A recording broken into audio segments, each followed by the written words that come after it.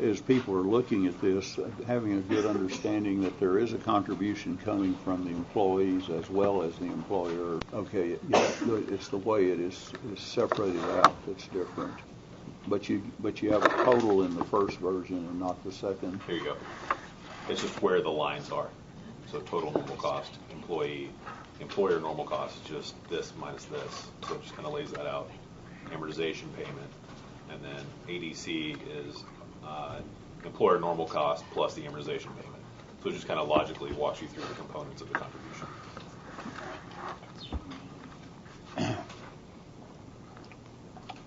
Either one is okay with me. Other views? I think I favor number 2 just because of the kind of logical walkthrough. It captures each of the pieces of the contribution, including the employee contribution, and kind of logically walks the reader through exactly what those components are and how they add up to the various pieces of the contribution. I would, in here, in each of these lines, just note, so on the employee contribution, you've got a percent of pay noted. Others, it just says percent. So I would just note that each of those is percent of pay.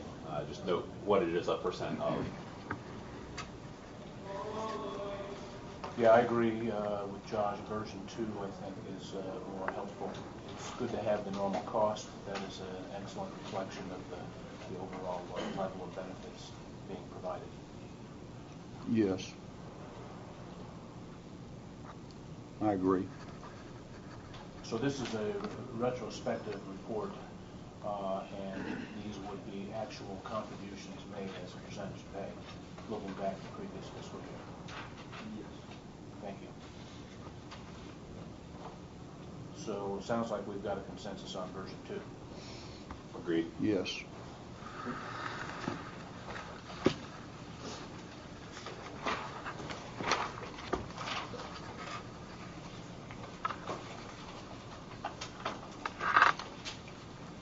So the next exhibit that we have behind tab 2 is a listing of the various asset allocations by plan. We've also included the assumed interest rate as well as the assumed inflation as requested by the committee members at the last meeting. In addition, at the very end, we have added a small summary of the information to include the 25th percentile, the median, and the 75th percentile of each asset class, as well as the assumed interest rate and the assumed inflation to give an idea of the spread of the asset allocation. On the nomenclature in the reports number 1, we referred to a discount rate, and here we're calling it an interest rate. I would just suggest that we be uniform, whichever one we choose to use on these reports and elsewhere as well. The inflation is a general inflation figure, so the difference between the assumed interest rate and inflation would be the real rate of return, not a wage inflation number. That's correct. Thank you. So I believe that this was requested when we were discussing potentially coming up with doing something with a common discount rate across plans. And Mr. Bernard, you mentioned that plans, of course, have different asset allocations, so we wanted to look at the asset allocation with the rate of return and the assumed inflation next to it.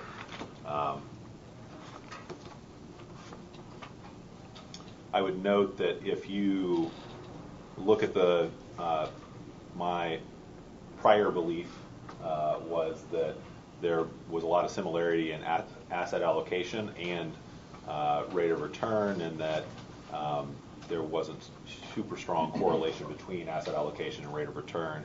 If you were to do correlations between equities, equity percent, and rate of return, you would get a correlation a little less than 0.2, so pretty weak correlation. If you do equities, alternatives, and real estate, so risky assets altogether, and correlate that with the assumed interest rate, you would get a correlation a little over 0.5, so a little stronger. but still a pretty weak correlation. So there's not kind of a one-to-one correlation between asset allocation and interest rate. I'm still in favor of considering doing something with a common discount rate, not necessarily on the primary AV report, but giving people a sense of if a common discount rate were used potentially for all plans, but certainly for plans above a certain threshold, what that would mean for the liabilities and the unfunded liability. Potentially that discussion could be pushed off into the rating system discussion, but I'm still in favor of considering doing something with a common discount rate. So you'll come back to that later, or I would like. You're okay with coming back to it?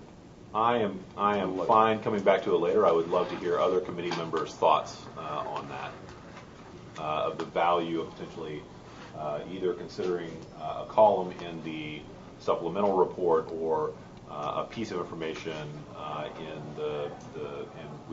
if it's pushed off into other discussions, that's fine. But maybe as part of the rating system, we could also discuss that. Certainly would like to consider it as a potential piece of information in the supplemental report.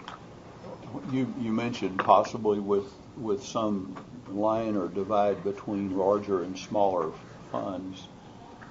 Sorry, between discount rates above a certain level. So maybe we say plans with a discount rate that is currently higher than risk-free plus 400 basis points, 500 basis points. We lower that to be risk-free plus 400 or 500 basis points, and consider what the liabilities would be at that. So just show what it would the story would look like, the fiscal position of a plan would look like if we brought that rate down to a level that was more tied to forward-looking interest rates.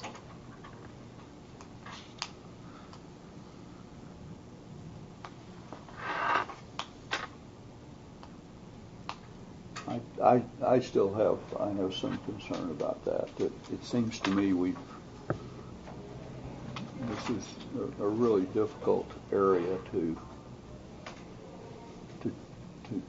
deal with through the Pension Review Board. I note that the funds almost totally have investment expertise, and they meet often with their investment leaders. So I'm feeling like we're pushing off into an area that's not our best area to push off into. Keith? Yeah, I'm still a little uncomfortable with it. I'm not sure what the information would mean. I'm not sure what we would do with it. It's not clear what inferences could be made from it. But happy to keep talking about it.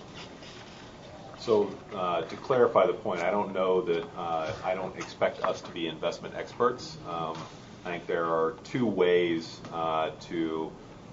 for pension funding to be risky. One is to invest in assets that are riskier than risk-free. So you've added risk on the investment side. I say we leave that alone. The other is to fund at a level that uses a discount rate that is higher than risk-free, and those can be independent decisions. We tie them together, and of course we consider one and the other, but they are not linked at the hip. It is not a mathematical proof that you have to link those two things. And in fact, many in the actuarial community have considered trying to explicitly de-link those in some way and talk more about a probabilistic model where you're not always shooting for the 50-50 rate, but could consider taking risk off the table by funding at a rate that was a little bit lower to get you closer to, get you a higher probability that the money you're putting back today will be enough to cover promised benefits and you won't have to come back and ask for more money. I think the inferences that you could take away from such a discussion is we've got 25% of plans that are currently using a discount rate that is 8% or above. Based on these summary statistics, that's quite high and a very high rate forward looking. It's very likely that those plans will require additional contributions through amortization payments from their plan sponsor. Let's take a threshold approach, if for plans that have very high discount rates that deviate significantly from plan norms as well as the risk-free rate, if we brought them down, then we would better prepare the plan sponsor for the needed contributions that are coming in the future, give taxpayers, it would give members a better understanding of what the true condition of the plan was.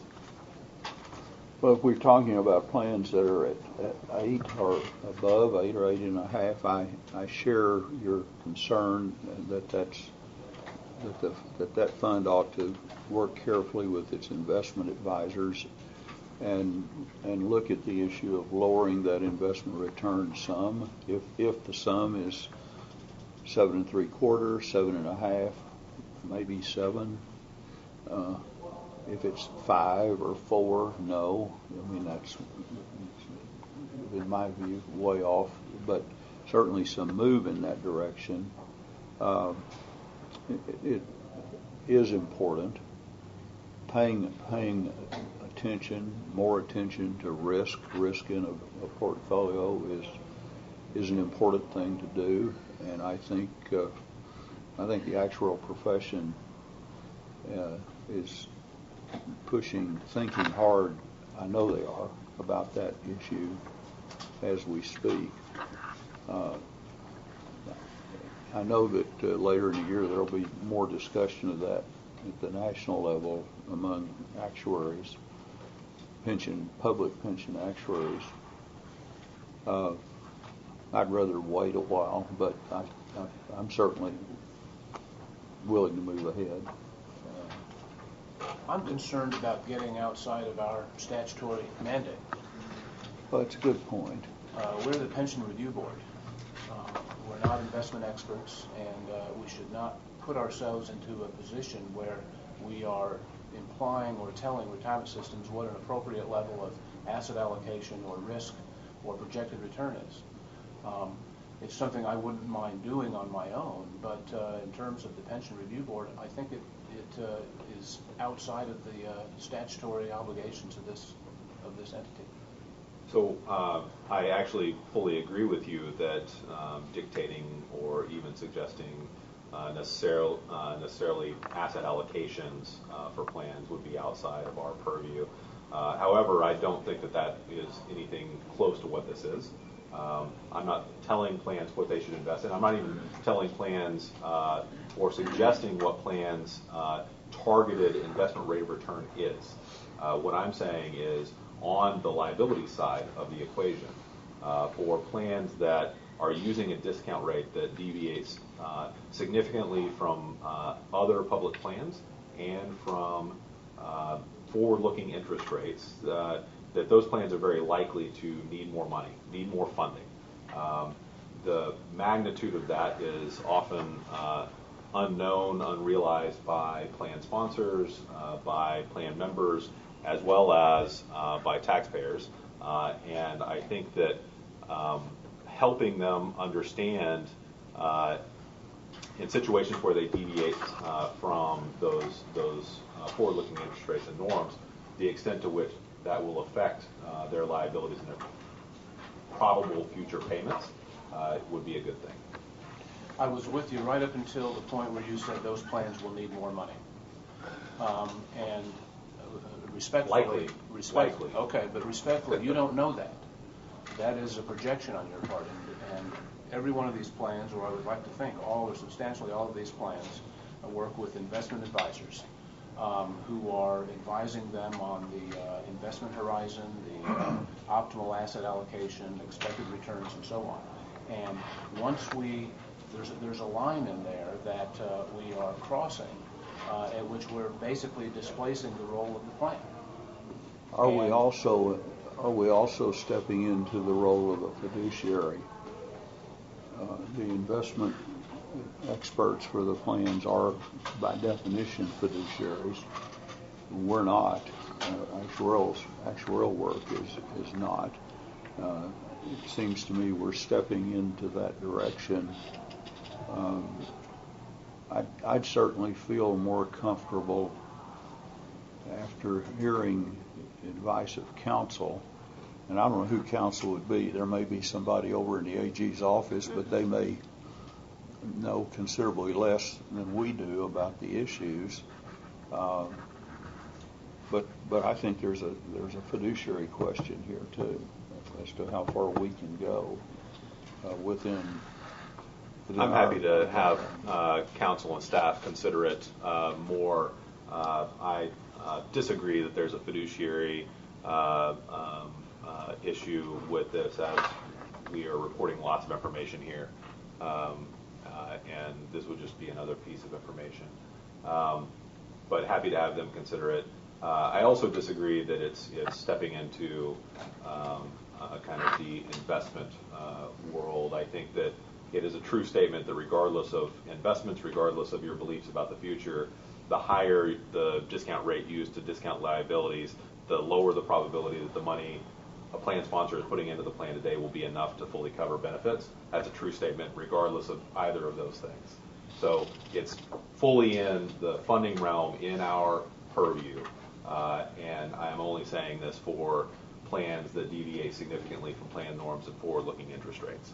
And so I think it's perfectly within our purview. I'm happy to refer this to staff as an issue to look into, as well as an issue to request some counsel on. An alternative that I would be more comfortable with would be to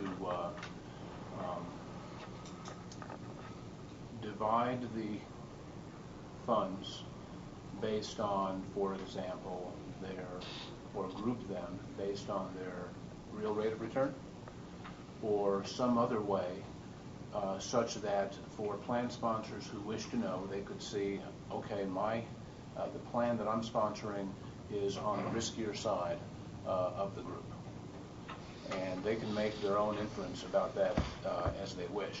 I'm just not comfortable going over the line in which we are suggesting that a plan is taking on more risk or is overstating an expected investment return, because we don't know. I think that's a fair statement. I would be comfortable with coming up with some grouping. I wouldn't do it on the real return because there's a lot of action on the inflation assumption as well. Inflation is going to be what it is. The nominal rate of return is what really matters. And so I would be happy coming up, if we were able to come up with some grouping. Potentially, if we've already got the discount rate included on our actuarial valuation in version 2 that we discussed, so perhaps there would be a color coding that we could come up with on that. That would be an interesting thing for staff to work up some suggestions on and present at our next meeting if other members are comfortable with that. Yeah, and do that instead of at this time pulling the lawyers in to talk about the fiduciary. Lawyers are the best. That should make the minutes, right? So we will not go there yet.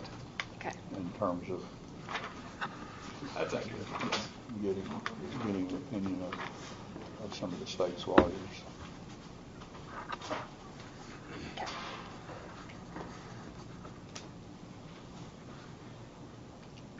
I want to make one just small additional comment. Yeah, the interest rate is one item in a whole lot of information that we have here, but to say it that way is severely understating the importance it has in the average, and even in our introductory classes, we're doing our best to help new trustees understand the plans. The interest rate's probably the thing they either do understand the most, or they think they understand the most. They're aware of it, so it's not a minor issue here.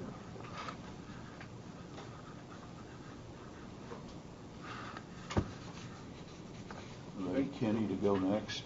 Good to move on to the last item behind tab 2 is a report on amortization periods, the CRB report. At the last committee meeting, it was requested that we provide a report that explains the differences in the reported amortization periods and possibly where an effective amortization period might differ from the period that's reported. So that this particular exhibit attempts to explain how we are reporting and calculating the reported amortization periods, and then provide a proposal regarding the calculation of an effective amortization period. A comment I have here, my view, my preference would be to postpone action on this issue of amortization periods. I think we can do a considerably better job than we've been able to do so far in our written work on amortization periods. I know I can with more time, and our next meeting of the Actuarial Committee is around the 20th of September.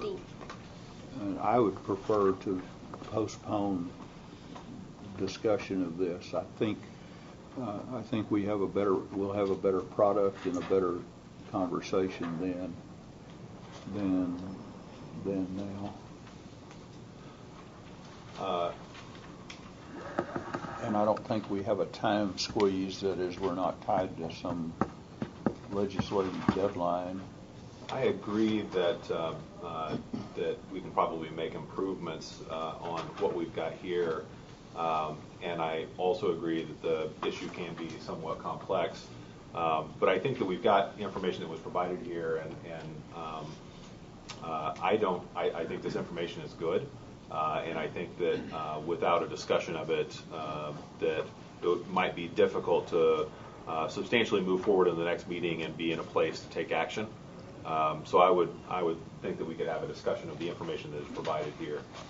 Well, one example would be, I think that the way we should show this is that we should show something about the amortization periods for all of our plans. Right now, we've got in here examples that are hypothetical, and then we've got one particular subgroup of plans mentioned, but not the rest of the plans, and not the largest subgroup. I think over half of our plans are a fixed rate plan, where you end up solving for the amortization period. So I think it's an important, significant project, and I think we're incomplete. I'm sorry, I may misunderstand. I agree that it only includes a subset of plans, but I thought that was by design. So on our current AV report, I don't believe the committee or the board has raised any issue with plans that use amortization that is closed or recalculated because they use fixed rate. I think we're comfortable with the methodology there and are comfortable with the information for all plans that is currently presented on the AV report. This is specifically for the category of plans that use an open or rolling amortization period, and their plan sponsor follows that as funding policy. And so what is reported on the AV report as the current amortization period is not really the effective amortization period for that plan, because they will reset their contribution each year. And so this is a small subset because this is only an issue we have to consider for a small subset of plans. Now, I disagree that we take that on separate from talking about all aspects of this for all of our plans. Do you have issue with our current calculation for fixed rate plans? I am fine with that methodology as far as I know. I need to look more at the implication of how it's affecting the various plans. I'll probably be all right with it, but I think we're incomplete right now. I think we can do a better job in a month, and I don't see what the harm is in postpone. I'm simply asking for a postponement. And I'm fine with postponing action. I think that we isolated a particular issue. I didn't anticipate there being problems with other calculation methods around amortization simply because they were not raised before. We had discussed only the rolling or open plans and plans that use that for where their plan sponsor used that for funding policy. And so this is isolated to that one subset. I think we're well suited to have a discussion of that now. Perhaps if you have issue with other pieces of our amortization calculation, then we're certainly not prepared to talk about that at the moment. Maybe you should raise those so that the staff can prepare for that. But I think this document does a good job at the moment of discussing how an approach for handling the open and rolling plans, which, as you noted, is a subset of plans, but it's an important issue relative to the information, which is not fully accurate now in our current amortization period in our AB report. Mr. Chairman, if I might ask the resident actuary what he thinks about what we've got here. Would we be better off waiting a couple of months? Could you develop more relevant and interesting information in a couple of months, or do we have what we need to go with today? This was obviously done in a short time frame, and there is more conversation that can occur regarding possible assumptions regarding the calculation. I think that there is additional conversation that Bob and I can have about the assumptions that are being used and about how to appropriately project expected contributions for the various plans, and that might go into changing the way in which the information is presented, as well as I don't know what additional results will come of it, but there is certainly a possibility of additional conversation and a more thorough review. So I can't say yes or no. It's not going to, that it's going Very to result in something diplomatic. better. Would you ever be in a position to say that there couldn't be additional conversation on an issue that was on our agenda? I think that we can come. I think if there's sufficient conversation, I have a certain set of experience with public plans, so I am certainly discussing with other public plan actuaries how they go about these calculations. So given the time frame since the last meeting and the amount of time I had to produce this particular, we had to produce this particular report, I can certainly say that there's additional information that I can gather from other practicing actuaries. I, as a committee member, would find it valuable having you walk through what the calculation is here in our packet, the information that was provided. It sounds like there may be further discussion with one committee member about particular assumptions that go into that calculation. Would very much enjoy understanding the pieces of that and you hearing from all the committee members some initial input on assumption in the calculation method. I think we want everybody to have a full time to discuss it. The place that we have a significant difference of opinion is timing. At the right time, which is our next meeting, sure, everything's on the table to talk about, but I think it's premature right now. It certainly is for me. I haven't had a chance to put in the kind of analysis I want to about an area that I know a lot about. It's not like something I've never heard of, but and I don't want us to feel like we are hasty, that when we can have more time to develop something more thorough, that's material, and this is a material issue. I fully agree with your points there. I'm only asking that we have a discussion of the material that was provided, the item that was on the agenda.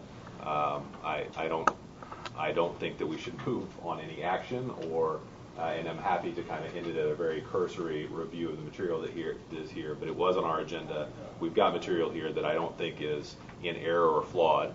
and is going to be in the ballpark of what we might consider. So I'm just asking that we have some discussion of it with no action. Members, if I may, in preparing this report, I did rush Kenny a little bit, and we didn't have a chance to talk through the assumptions that he has included in this report with Bob. However, one option to consider is for Kenny to walk you through his assumptions, and for us to then keep working with Bob and come back with a more detailed report that would help making sure that we have covered all bases and haven't missed out any other option that was out there in analyzing these systems. Mr. Chairman, having heard from the staff actuary and you as the actuary on the board suggest that we should wait, I'd like to make a motion that we postpone discussion of this item today. I second.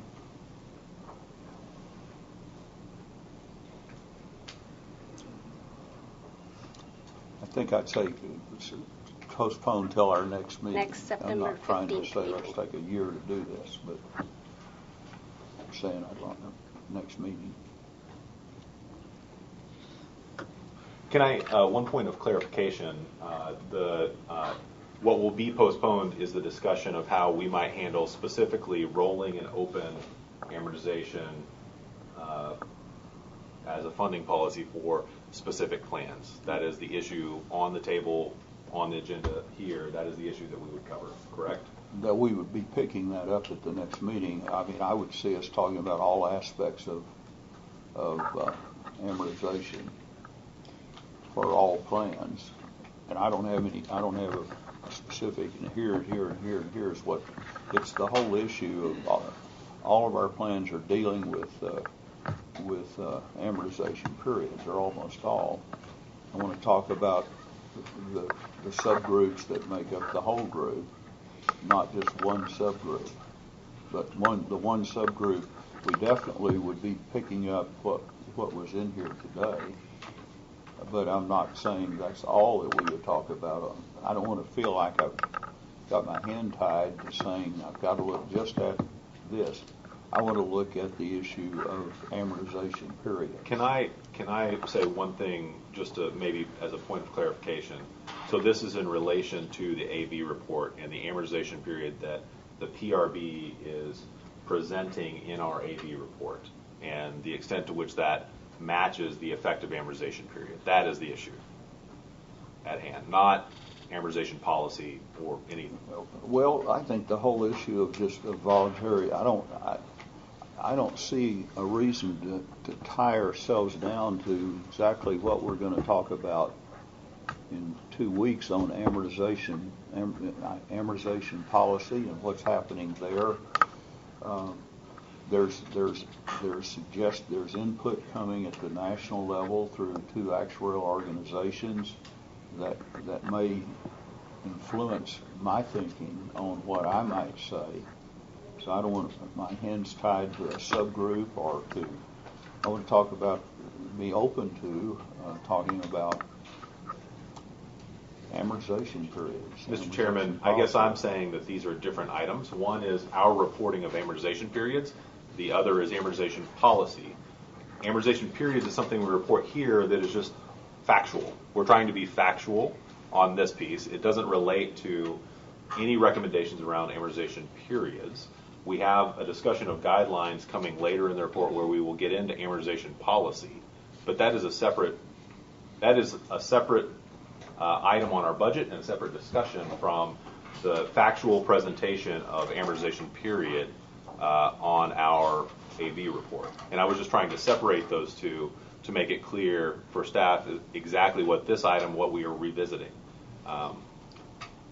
Well, we're revisiting what we've already presented, but in my mind, I want to be able to talk about policy or facts as they affect the issue of amortization periods of plans throughout Texas. I don't want to be tied down to here. Sorry, but you're not tied. There's another budget. There's another agenda item that will deal with policy.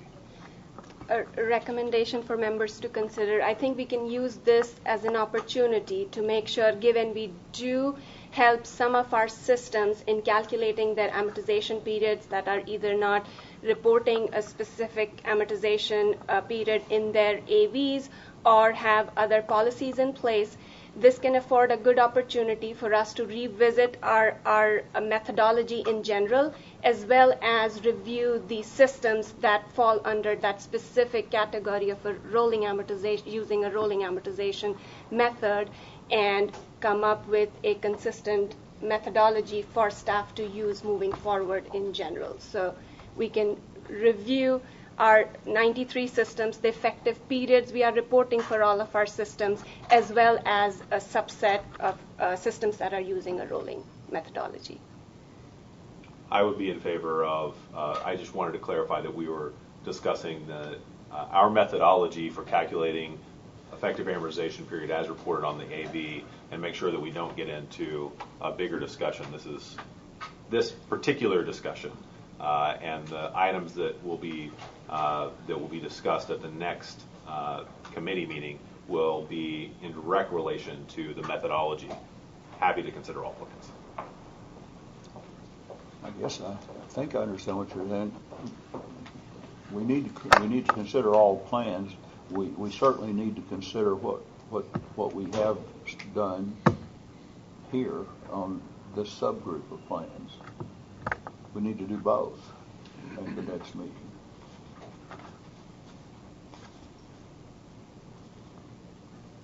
Okay. We will work with our board actuary and come back with a more thorough analyzed report, which would reflect the current plans that we are calculating the amortization or reporting an effective amortization period for, as well as for the systems that are using a rolling method. I think that covers everything under item 4 on the agenda. I think there's anything else. All right. We go to item 5.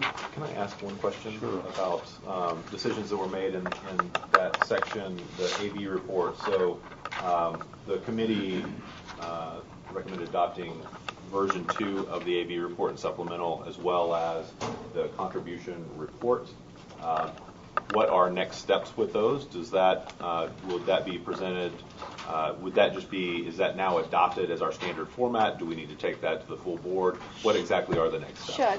So the motion was for the committee to recommend those templates to the full board at the August 4th meeting, and for the board to adopt those as moving forward for staff to use those templates in reporting the actuarial information. Thank you. So there will be consideration of that at the August 4th full board meeting. That's correct. Fantastic. Thank you.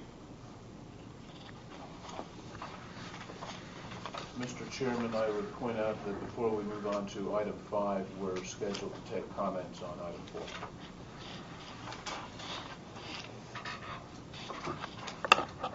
4. And let me note that to the audience that we, I hope you know, welcome comment, and we'll certainly have at the very end a chance at comment then too. But as Keith is indicating, these are complicated issues, and sometimes it's better if you have something you want to talk about now from the audience. We're here to listen.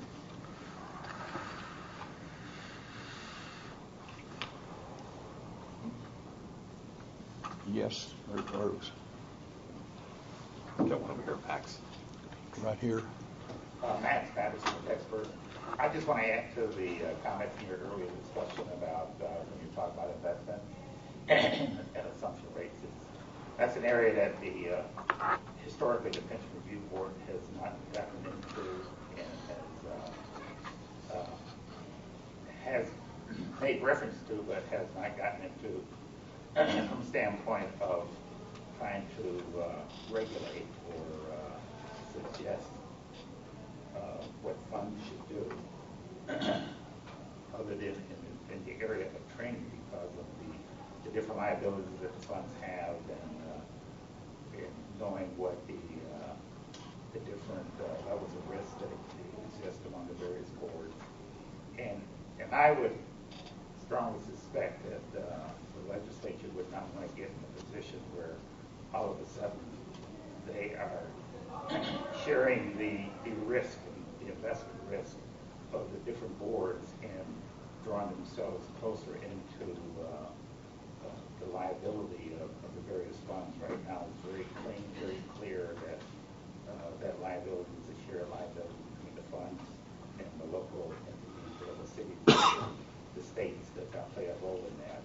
And once you start getting into that,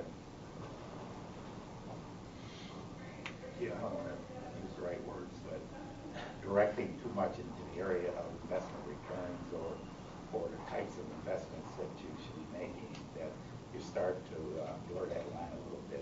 So I would strongly encourage the Financial Review Board to put the emphasis on the training side and less on the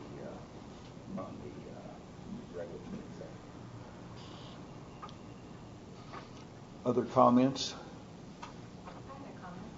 Yes. Hi, I'm Jennifer Jones from the ERS, and I hate to suggest an additional column of data or anything, but on the supplemental reports, the contribution reports, that's sort of the focus that y'all are taking, given some of the discussion around fixed percent of payroll and plans, a majority of plans being funded that way, I wondered if it would be helpful to add that column of data to the contribution report, because I think that would also show you something there.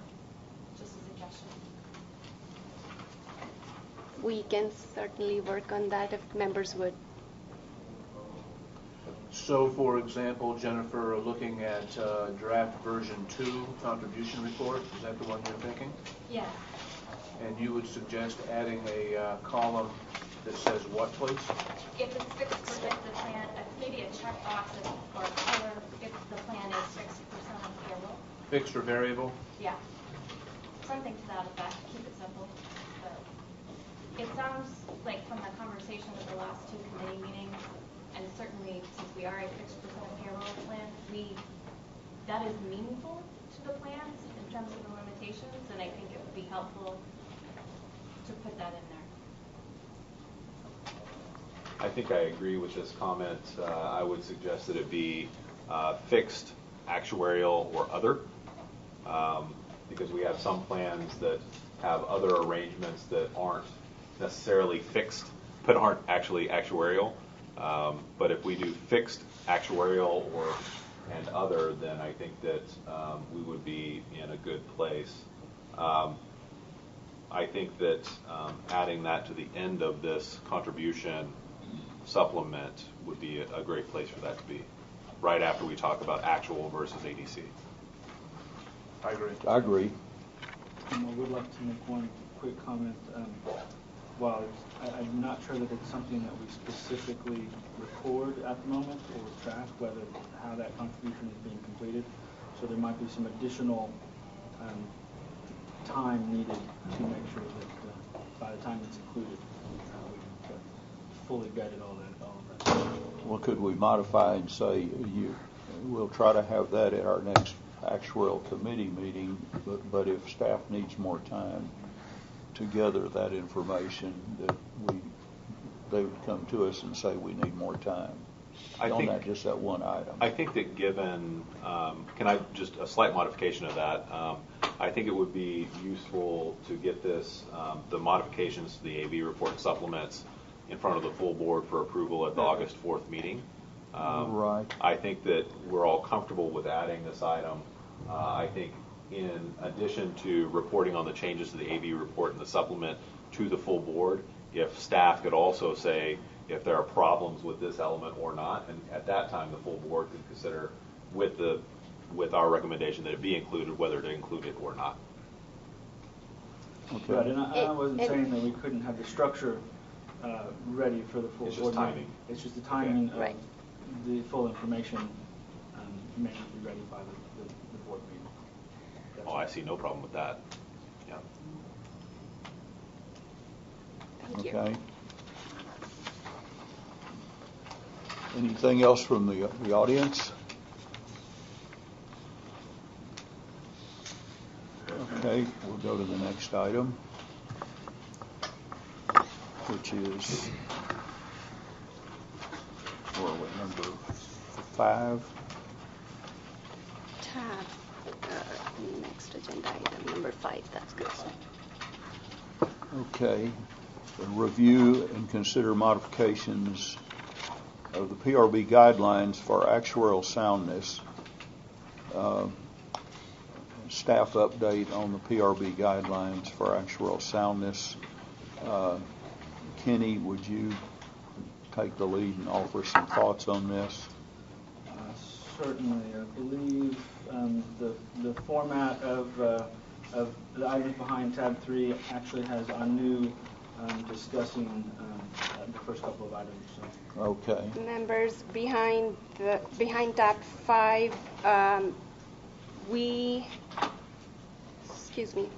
tab 3, we have included our initial research on the funding standards of other states. Please note, members, that this is our preliminary research. We didn't have a lot of time to analyze the information. However, we tried our best to include some of the pertinent standards that we thought members would find useful. And on a high level, it seems like the states that we have been able to look at so far use varying types of funding standards. However, majority of them do lean on amortization periods. The threshold that they use could vary and has a range from 25-year AM period to 40 years.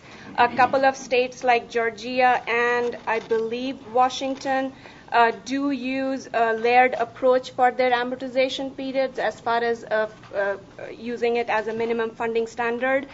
Some states do use funding ratios as well, and we wanted to share this information with the members as they are considering updating the PRB guidelines. And I'd be happy to answer any questions that the members may have. But we'll continue with our research, and if the members would like, we can come back with a more thorough analysis at the board meeting.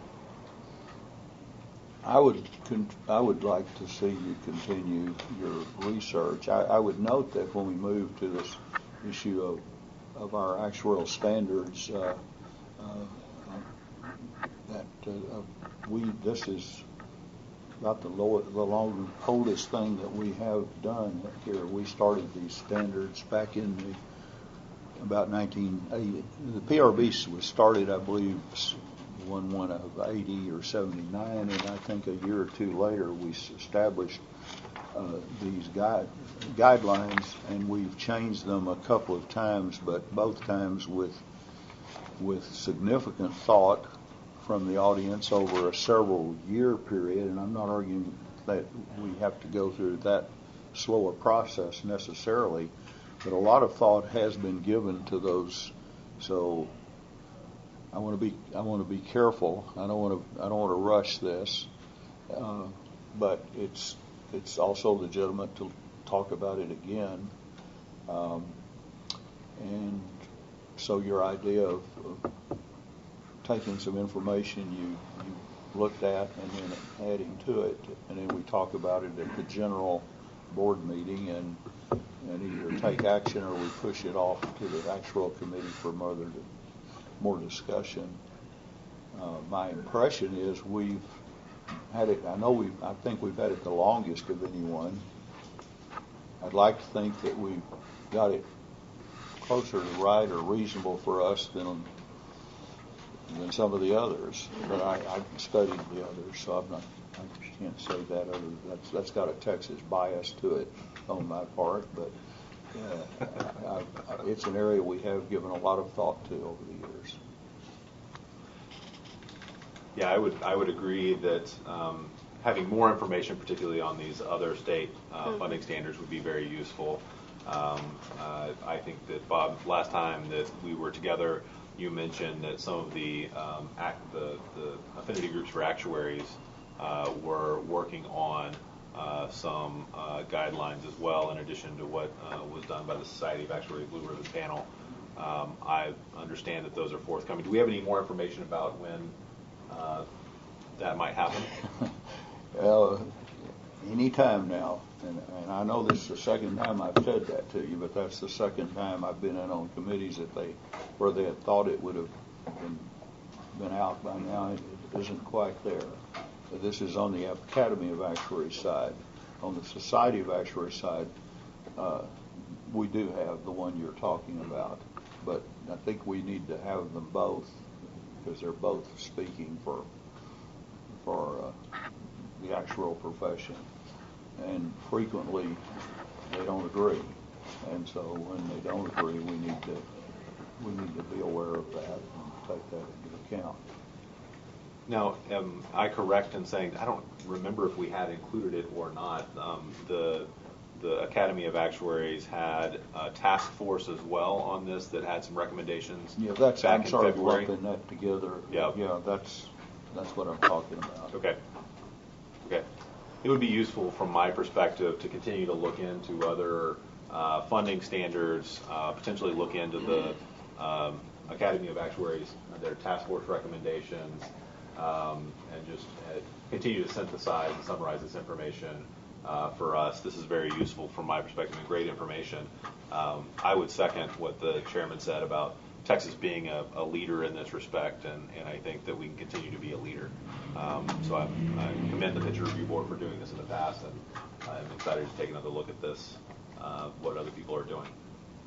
So with respect to the other states, is there a particular either key items that you're looking for, or is there a particular way you would like to see the information summarized that would help you in guiding you on how you might want to make changes to current guidelines? I would try to look at what they're doing in terms of what we do and try to just identify similarities and differences.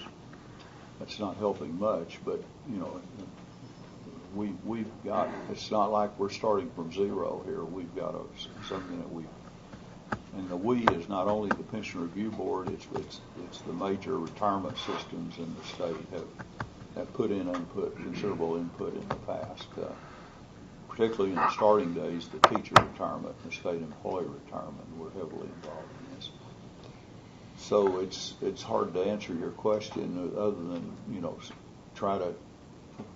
Is there something, the way I will want to look at it, and we're all different and would maybe look at it different ways, is do I see ideas that I haven't thought of or that we rejected in the past but we ought to consider again that somebody else has considered,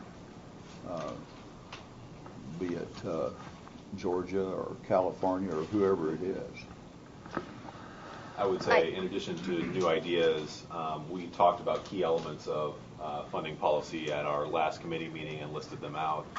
So it would be useful to know which states have some guidelines around those, which governing bodies or affinity groups have guidelines around those key elements that we laid out, what those look like, what the variation is in those. Just understanding that in kind of summary form would be useful. I did notice there are some interesting, so PRB doesn't have any real enforcement authority whatsoever, but I did notice that a few of these states did have, they not only set up guidelines, but they had some enforcement of insufficient contribution levels because of elements of the funding policy. So understanding the extent to which those exist and what those enforcement mechanisms are would be also useful to me. And you're saying your understanding is in those states, if there was an insufficiency of funding through a state law, they have given somebody like the PRB the authority to require additional funding from Here in Missouri, a local city. Here in Missouri, if it's failed to make 100% of the actuarially required contribution for 5 successive plan years, and the funded ratio is under 60%, such delinquency and contribution payment shall constitute a first lien of the funds of the political subdivision, and the plan's board is authorized to compel payment through application for a writ of mandamus. So, yeah. And I didn't know if there's other. Yeah, and There's certainly. we may want to bring. I think that we need to think about I like the idea of looking at it like you're suggesting or mentioning this. I think we need advice of counsel out of the AG's office on this. I believe the temperament on this requiring of contributions is we've got two systems, and you correct me wrong if you think I'm saying this incorrectly. Two big statewide systems, the Texas Municipal Retirement System and the Texas County and District, where they're operating under a separate state law, and within their state law, it creates a trustees. It gives them an authority to require a city or a county to contribute the rate that the actuary for the system has determined. So they already have a structure, and they've got it because they've been given that authority through the legislature in the structure of their system. No one else has that same structure at the local level, and at the state level, there's not a structure that way. At the state level, the two state employees plans, teachers and state employees, the legislature itself, they're a fixed rate plan. And they fix a rate for 2 years, and then they fix it again for another 2 years, and so forth. But there's no higher authority over them than themselves. So it's sort of a complicated issue here, but I think it's one to look at.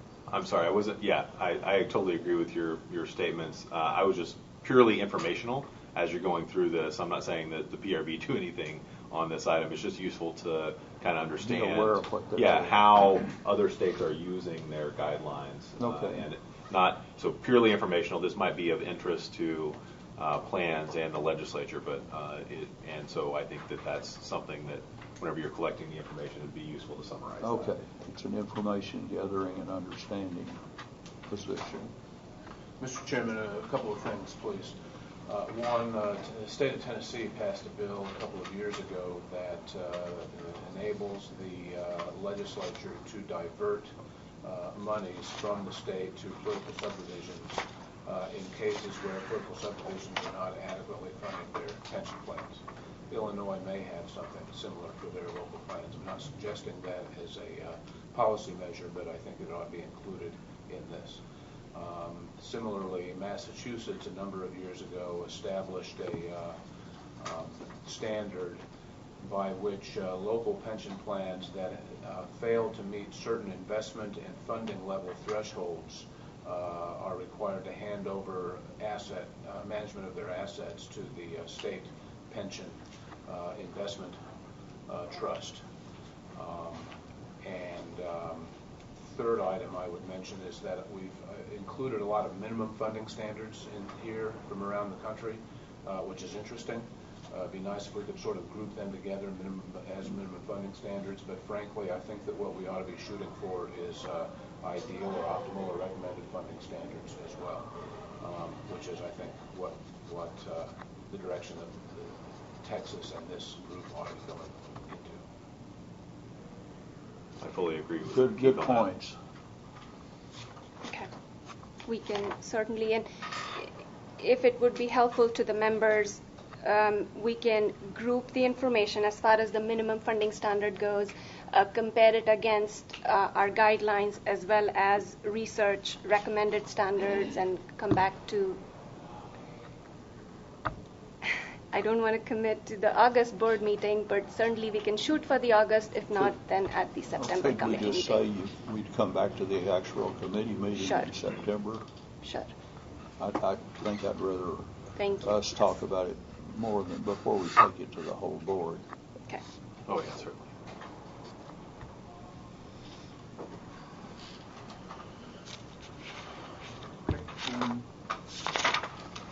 So the next item behind tab 3 is a discussion of negative amortization. So during the last committee meeting, the members had been discussing the impact of negative amortization and had asked for sort of explanation where the crossover points might exist for different assumptions, and then the number of plans that may be experiencing at least 1 year of negative amortization. So the point of this particular exhibit is just to provide a general explanation of what amortization is, along with negative amortization, which essentially is a point at which your initial payment towards some sort of debt is less than the interest accrual for that period of time. I see that as part of the same discussion that we said we were going to postpone for later instead of talking about it now. Okay. We can. I do not. I think that we were talking specifically about the summary of information from other states and other organizations. No, I mean, I jumped back to when we were having an earlier discussion about amortization periods. Right, so during the last meeting, there was a discussion specifically about negative amortization during Sure. the guidelines. So that's what this was related to. But Yeah, I was thinking that'd be for the future, but if others are saying we're going to talk about it today, we'll do it. But these are separate pieces, I guess. One is in relation to the methodology for reporting factually what the amortization period is on our AB reports. This is around guidelines and is part of a discussion of, for our consideration of, how our guidelines should be structured. Guidelines in terms of recommended funding policy and kind of maximum allowable funding policy is where the negative amortization discussion was. Where I run into it a lot is when people are looking at trying to set within their guidelines what the amortization period should be. One of the considerations is negative amortization, and so then the discussion begins to be, well, hey, if you're at if you're at 30 years amortization, you're going to have a noticeable amount of negative amortization, and you have to back that down to somewhere between 15 and 20, and some actuaries have come out, 17.2 and 16.6, and it's part of the issue of setting amortization periods, it seems to me, and that's why I said I prefer to put it off, but. Sorry, there's still two separate issues here. The first issue that we discussed was not at all about setting amortization periods. It had nothing to do with setting. It True. was funding policy, how do we report the amortization period factually, the effective amortization period. Here we are talking about funding policy, so setting amortization periods. So should we provide guidance on that affects amortization, and should we consider negative amortization as an issue that we should provide guidance around? Mr. Chairman, I might say that I think everybody on the dais understands amortization and negative amortization. And where the issue comes into play with regard to PRB activity and policy, in my view, should come in the form of our funding guidelines. And we ought to bring it up when we're addressing our funding guidelines. Namely, in my view, the heart of the matter is transparency and disclosure, so that particularly trustees who are responsible for administering these plans understand when they are engaging in negative amortization. Whether or not they choose to do it is their decision, but we ought to be making sure that they understand when it is occurring. And I think part of the problem that has occurred around the country has been, as I mentioned at the last meeting, it's not negative amortization per se, it's a lack of understanding that that's what you're getting. I'm not sure we need to spend a whole lot of time on it today, other than to say that let's be sure to address this as part of our funding guidelines. I agree with that. Keith, I've got two questions for you, and one will be answered probably later when we talk about the questions for the plans themselves. First question, Disclosure of negative amortization, do you think there should be some sort of indicator at all on our standard reports that indicate whether negative amortization happened in the last year or not? We do have this new supplemental report on contribution policy, or on contributions, I should say, policy. Do you think there should be some indicator there as to whether the plan experienced negative amortization based on the plan sponsor's contribution or not? Not sure off the top of my head. The negative amortization typically comes about, and the actuaries in the room can correct me if I'm wrong, but it typically comes about in an effort to achieve a level percentage of payroll. And typically, That's correct. And typically, you'll generate negative amortization when you've got an amortization period over a certain threshold using a certain method. And so it's possible that we could infer that from the method and the amortization period in the plan. However, if the staff has ready access to whether or not negative amortization is occurring, I'm not sure that it wouldn't hurt to have it. But I don't want to give staff a whole bunch of extra work to make that determination. Well, I think the table kind of illustrates it's based on discount rate and payroll growth rate, and you can calculate an approximate time period where if you extend beyond that, the initial payments are going to have negative amortization. Whether that's useful or not, I can't speak to that. You could also just do it using prior liability, discount rates, benefit payments, correct? Know whether the contributions in are enough to cover interest on that liability. Yes, I mean you can. Funded liability. I'm sorry. Essentially, what you're doing is you're comparing the contribution to the interest accrual. So it's not a difficult calculation necessarily. So you're saying you could identify easily whether or not negative amortization is taking place in each of the plans in the state? I think we could estimate whether it's expected to occur, yes, based on a prospective basis. And many plans report the change in their contribution and report the information on a retrospective basis. Okay, so for what it's worth, for my own opinion, I wouldn't have an objection to including that in the normal reporting, as long as it does not create an undue burden on the staff. Because I don't consider this to be a vital or extremely valuable piece of information. It's interesting to me. That's my view, but my view is not held by all actuaries. There are actuaries that feel stronger about avoiding any negative amortization than I do. So there is a difference of opinion among actuaries on this. And so if we brought that back up as a part of what we do at our next actuarial meeting, not at the board meeting, is that enough time, Kenny, where it takes a pressure off of tight deadlines? I'm not clear on what additional items would be. Just what you outlined. Well, I'm not clear that. I think it's an important issue. I think it's an issue that that trustees and sponsoring governments aren't necessarily well informed on. Correct. I think it would be a valuable piece of information on this supplement. I don't have a strong opinion that it has to be there. If it was there, I would want it to be based, you said prospectively, but you could also do it based on the information included in this report for that reporting period, based on cash flows and liabilities from. Yes, I mean we can take the information that's being reported and compare the amortization payment to the expected contributions, to the contributions for the year, and determine whether there was.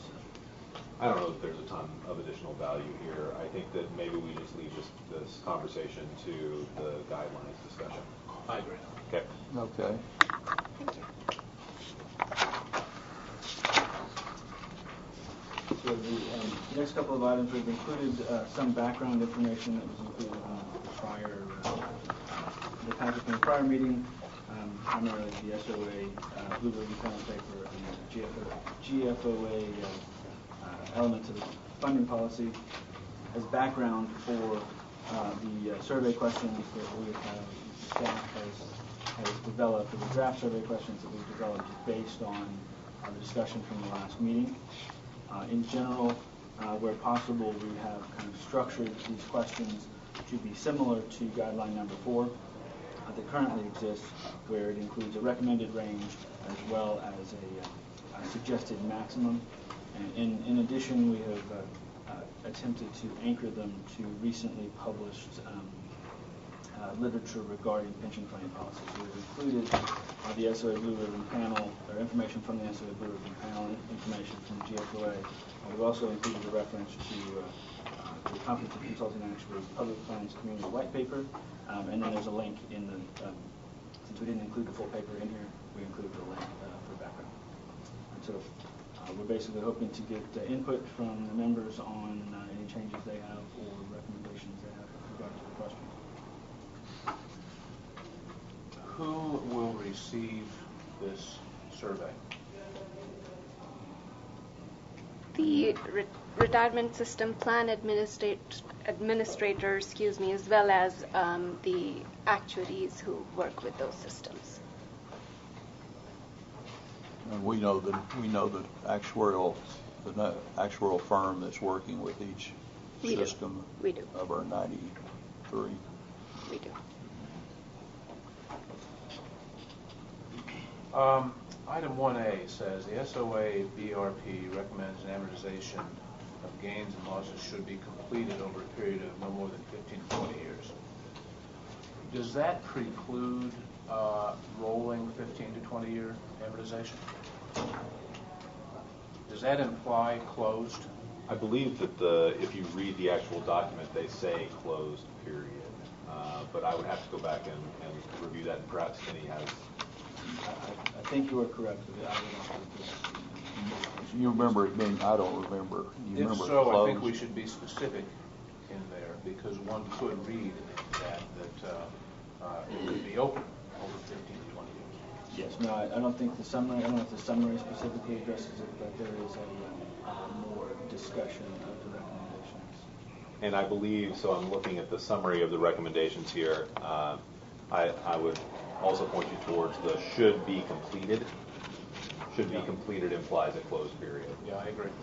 But Yeah. it would be, so while we're on 1A, so I like the framework that we came up at our last committee meeting that committee members kind of recommended taking, where we have target range or best practice, and we have suggested maximum boundary or kind of have the out of bounds value.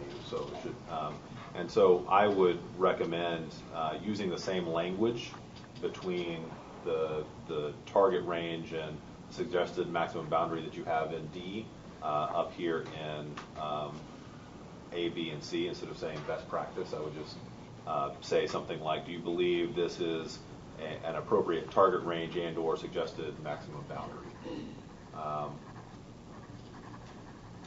And then in that final question, I think it would be nice, instead of saying if you do not believe any of these are appropriate, I would strike that and just ask them open-endedly what the plans and their actuaries believe the appropriate target range and suggested maximum boundary should be for amortization periods. Josh, did I hear you to say that instead of asking questions in A, B, and C, we present those perhaps as bullet points to inform the reader that these are some industry recommendations and practices, and then get feedback on what they believe is an appropriate amortization period? I think that would be a great approach. Yeah, I agree. Because otherwise we're prone to getting mixed messages. You could answer, you could provide conflicting responses to each of these. So we'll inform the respondents with the information that's presented in A, B, and C, and then get their input and feedback. While we are on the topic of amortization and these questions, so we had the summary of negative amortization. And I don't see in here any question about that, should we ask as part of this survey, some sort of questions around guidance on negative amortization. Something like, what are the pros and cons of the PRB providing guidance on negative amortization? I think that if we're going to do it, we ought to explain what negative amortization is. I'm not sure all of our systems would understand negative amortization without us explaining it. For the smaller systems, particularly. So simple language that would be something like so negative amortization, i.e. when unfunded liabilities are expected to grow because contributions would not cover interest on the accrued unfunded the UAL in that year, in that plan year. Perhaps, but let's see, what's the context of this? Why do we want? We're getting input from our plans and their plan actuaries on any modifications that we make on the guidelines. So this is purely seeking guidance, input from our plans on things that we might consider. Okay, and since we're bringing their actuary into it, they'll have a more informed opinion to tell us about what they think. And I would just hate for us to consider something like negative amortization, which is important, which we have interest in, without seeking input. So I don't want to get to a subsequent meeting and try to consider negative amortization and feel like our hands are tied because we didn't ask for input from someone else. Yeah, I'm comfortable with that. If we're going to discuss negative amortization, though, I think that we need to present it in its context. The flip side of negative amortization is level percent of payroll, so that a plan can anticipate what its cost as a percentage of pay is going to be. And so I think this is one of those things where anybody's going to be against the concept of negative amortization, but when presented in the context of which would you rather have, negative amortization or level percentage of payroll, people can be a little bit more thoughtful about their response. So I don't want to complicate things here, but I think that if we're going to discuss negative amortization, we need to explain that negative amortization is accompanied by or a byproduct of level percentage of pay. Can I clarify one piece? It's not always a byproduct of level percent of pay. If you have lower discount rates and or lower payroll growth assumptions, shorter amortization periods, it's quite easy to get to positive amortization using level percent of pay. It only occurs where you have some combination, and we've kind of got a little bit of an exploration of that in our negative amortization sheet here. It occurs when you have long period, high discount rate, and high assumed payroll growth assumptions that go into that amortization calculation, that you kind of trip over that negative amortization threshold. Yeah, okay, that's a point well taken. Maybe we can, we don't want to overcomplicate this, and maybe just a brief sentence or explanation that certain combinations of actuarial methods and assumptions and approaches can result in negative amortization, just as a matter of bringing context. Yeah, I think that would be good, as can simple underpayment of the contribution. If the plan sponsor doesn't put in enough money, then you have negative amortization just because the contribution wasn't made, not necessarily because of actuarial assumptions.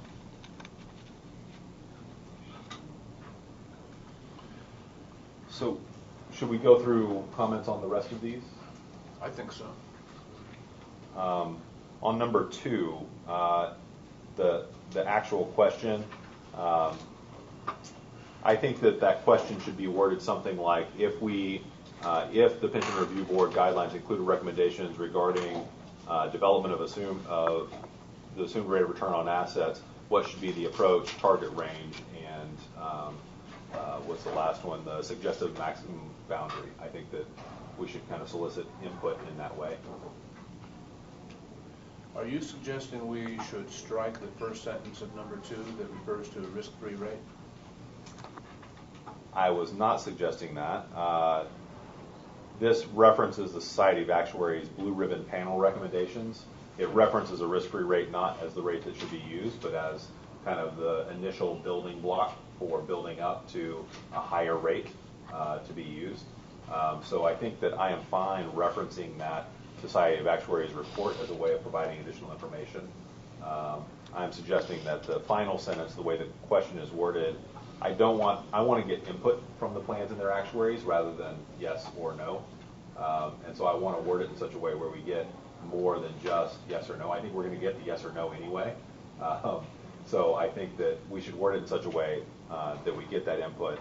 So I think it should be something like, if the PRB guidelines were updated to make recommendations regarding the development of an assumed return on assets, what should be the approach, target range, and the maximum boundary? Okay. Well, we're presenting the SOA BRP here, but we're not presenting the, for example, Actuarial Standards Board standard. Well put. And if we're going to include one, we ought to include the other. Moreover, in my opinion, risk-free is a term of art, and it's like negative amortization. There's more to that term than meets the eye, and most people, I dare say, don't really understand what risk-free really means, and it's not risk-free. It's just how the risks are distributed to whom, where, and when. And I think that we need to be careful about using a term like that, which really is much more loaded with other meanings than most people will recognize on its face. And perhaps we should simplify the question, and I don't want to try to write it from here on the dais, but at a minimum, I think that we should perhaps follow the model that we followed in question number 1, and that is present 2 or more methods for the way that people suggest it be done, and then ask for some feedback. And in this case, at a minimum, the 2 ways could include the SOAs, BRP, and the ASB. There are others, I believe. I think GFOA has got one. I suspect that others have one as well. I would agree with that approach. And the ASB is the one that's supposedly coming out any time, but they keep knocking it back over 15 or 20 days.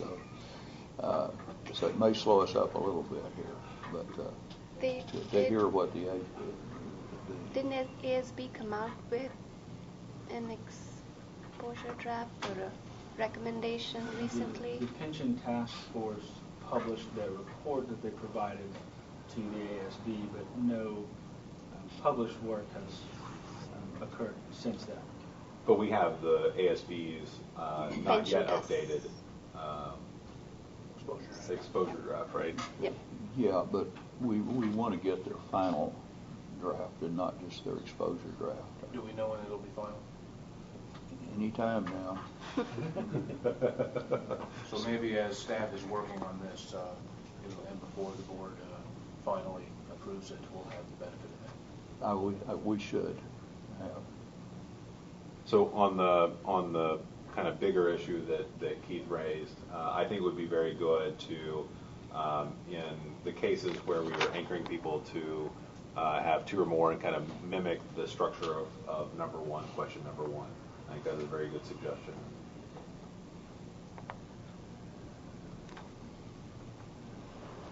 And then continuing on that approach, ask the question in such a manner as to be as open-ended as possible to encourage people to elaborate. Yes.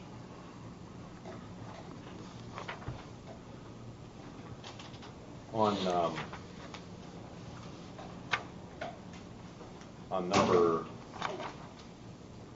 4, we might also consider, so asset corridors is used there.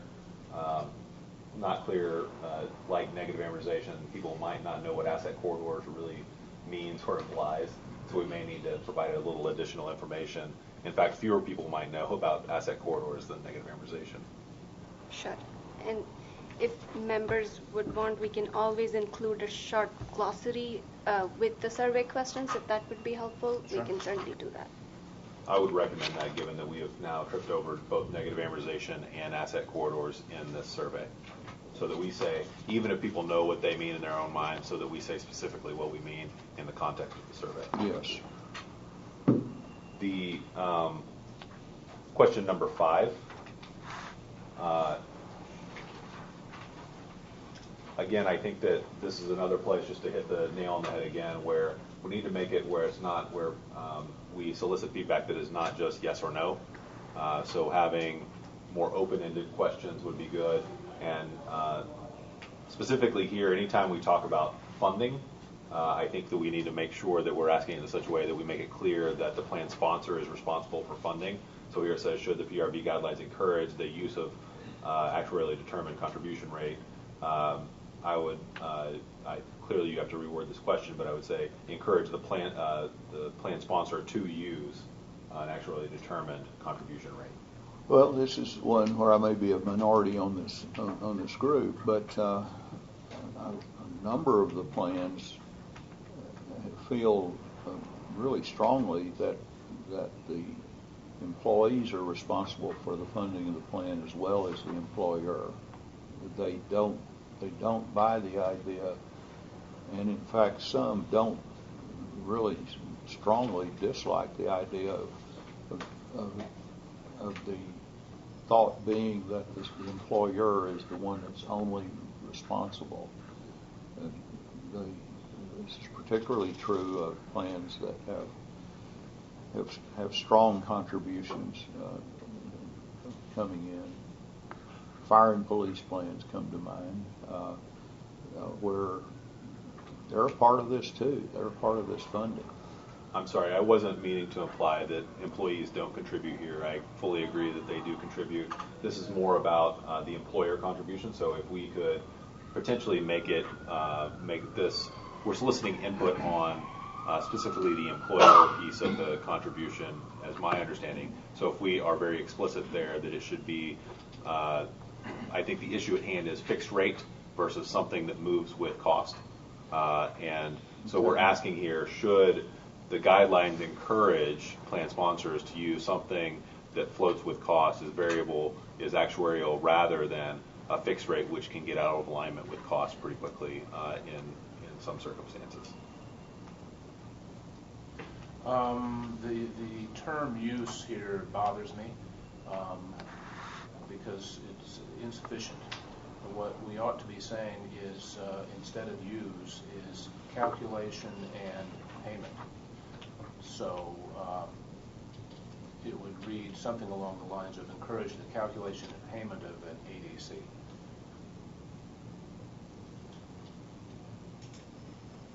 Yeah, I would agree with that. Fully agree with that. I agree. As explicit as you can be there would be good. So the plan to calculate and the plan sponsor to pay the actuarially determined contribution.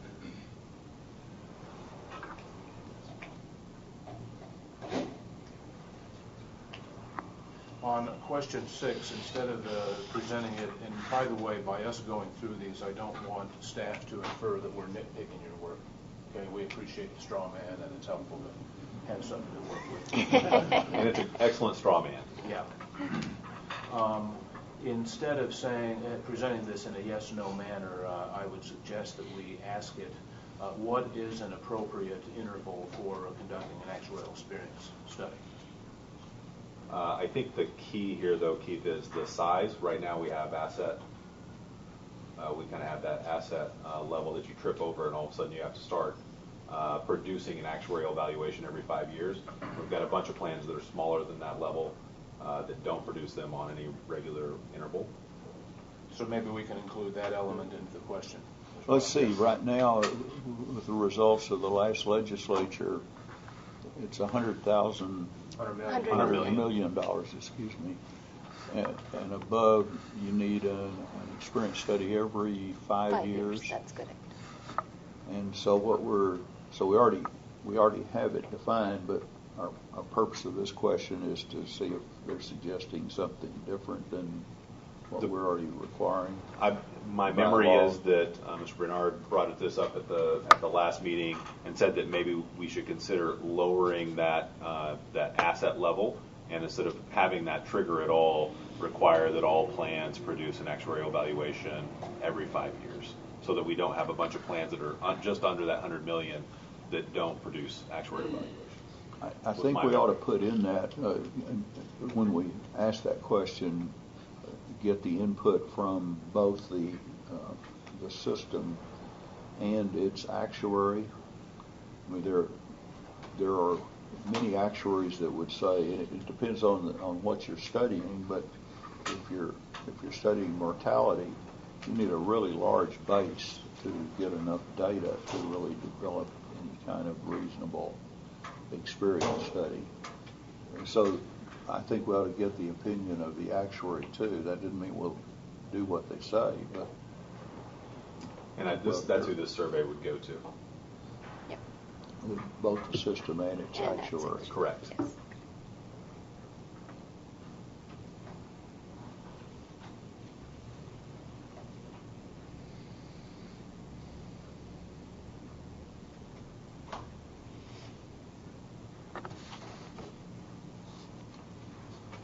On question 7, I would love to have some reference point if there are recommendations from any groups on actuarial cost method.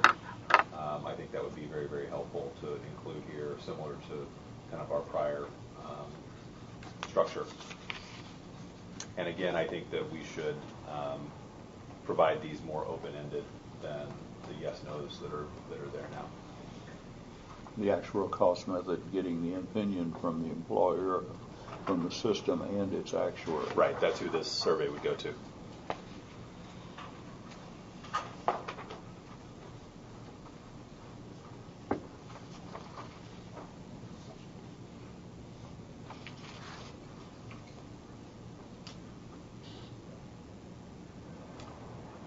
That's all I have, other than on the last few, trying to make them a little more open-ended.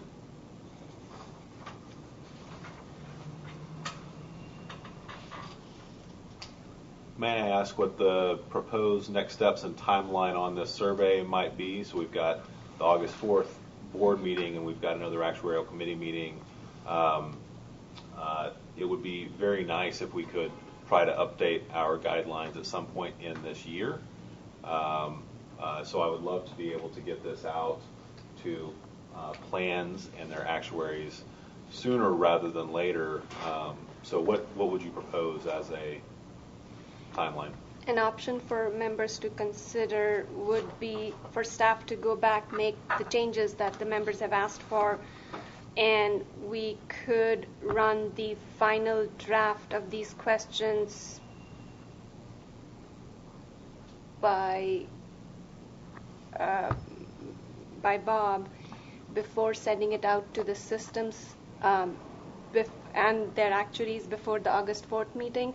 Another option is for us to come back with these changes at the August 4th meeting for the full board to look at and finalize and get the survey out. So, I think, What was your first? Go ahead. well, I think summertime, people are distracted and on vacation and so on. If we were to get something out after Labor Day, I think that would be soon done. If it was sending something out in August, I think we're going to get less of a response. So if we had it all ready to go, sure. the full board meets in August, right? Yes. Full board meeting is August 4th. August 4th. August 4th. Do we have another meeting of this committee before then? No. No. September 15th. 15th. Do we need the consent of the full board to review this survey? We do not, because we are at this point soliciting input from the systems. And Do we want to sign off on the final survey as this committee at our September meeting? Is that too late, Josh? That feels too late to me. I agree with you that that there's no huge rush to get this thing out in the last part of July, early part of August. But I would like to get it out towards the end of August or right after Labor Day. Can we sign off on this via email, or is that a violation Sure. of open meetings? that was what I was unsure of. I can go back and touch base with our AG council and get back to you guys. If that's an option, we can certainly do that. Let's figure out if that's an option, and then if that's not an option, I think that we might consider, I don't think there's any harm in showing this to the entire board and saying we're going to solicit feedback. I would figure that the board, if we recommended that it be sent out to the plans, that they would heed that recommendation, since we were just soliciting input. So I also don't see any problem rolling it into the August 4th meeting, as long as that provides enough time for you guys to edit it, if we can approve via email. I think approving via email should be our first option.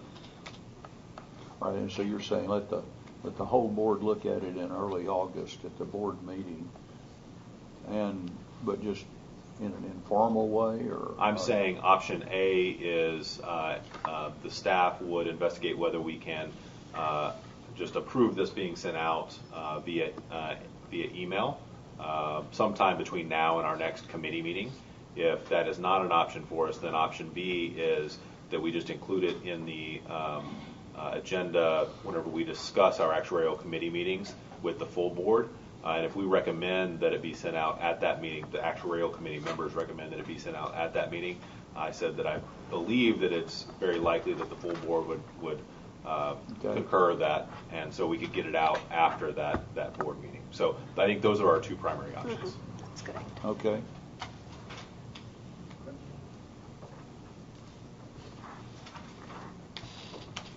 You can ask for public comments. Members don't have anything else. You can ask for public comments. Do members have any comments at this point? Members of the audience? I guess I have one comment about negative amortization. If you have a layered amortization where you have a series of amortizations every year, you can have a negative amortization in one corridor or one of the payments for 1 year and flip it overall positive. So I'm not sure if that's something you might want to look at. That counts as negative amortization or not. Okay, and are you saying So if you have we 1 should? year amortization with a new layer every year, and let's say you have negative amortization for the first 2 years, and you have 10 layers, you're going to have a positive overall amortization every year unless you have just some weird anomalous event. And in my mind, I would consider that negative amortization. Can you it put? does give you the level percent of payroll. Can you and your actuary? Well, you are an actuary, but and your consulting actuary. I have one. Put that in. Yes, sir. Put that in writing and send it to us when you get your questions from us. Yeah.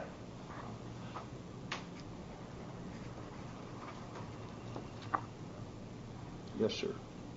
I've got a question on the actuarial experience study. If there is any need to further define what that may be, or the methodology and how it is produced.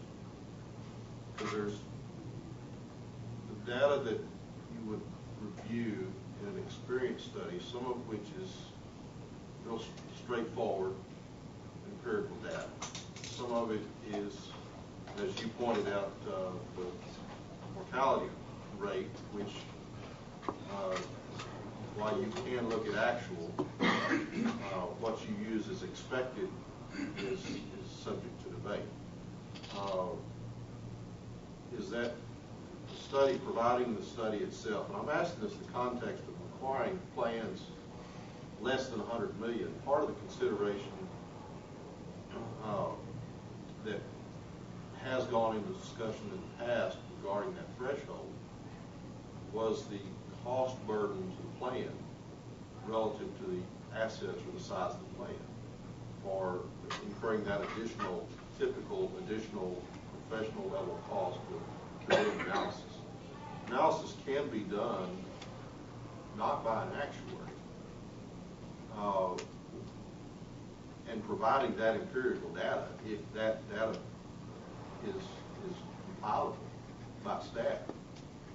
Now, it can't necessarily be justified as to say, well, in itself, that we're using this particular mortality table, and this is why. It might. But I'm just questioning, does there need to be some more as an actuarial experience study. Because if you require that of essentially all plans, there's going to be some plans out there, I'm going to be one of them, just looking to lowball this way, deal, and try to figure out a way to do it with the least amount of money to the plan. Speaking just for myself, I think it's a point well taken, and maybe we need to be more specific about what we mean when we say that, and maybe something like a review or an assessment or a calculation. It does not necessarily have to be completed by an external actuary or a certified actuary, and maybe that also could depend on the size of the fund. But it's typically the reason you do it is the actuary needs it to decide whether his assumptions are appropriate or not based on the kind of experience that the plan has had, be it turnover experience, be it mortality experience, be it payroll experience trends. So you sure need to get the actuary involved, in my opinion, if you're going to do it at all, because I think that's where it really counts in terms of what happens with it. Well, the second component of that is that there are some actuaries in the public sector that indicate that they do an experience review with every evaluation. And to the extent that claim is proven for whatever the requirements are, that's what I look for. Because I mean, there are some actuaries that say, well, every time we're doing an evaluation, we're doing an experience. They're using the term different ways, and so part of what we would need to hear back from the systems is the systems actuaries is when you say you will do an actuarial experience study, describe to us what you do, because there's very thorough studies that large plans do all the time, and there are other actuaries that take shortcuts and don't do it thorough, and then it gets muddled though, because if you're a really small plan, it's hard to do a really careful, thorough actuarial analysis. But I mean, hopefully we'll draw some input out of this survey that will help us decide where to go from here. It's a gray area. It's bothered me for a long time. It's fuzzy. It's not fuzzy for teacher retirement. There's lots of data there, and you can do it in the ideal way, but there's a lot of small plans.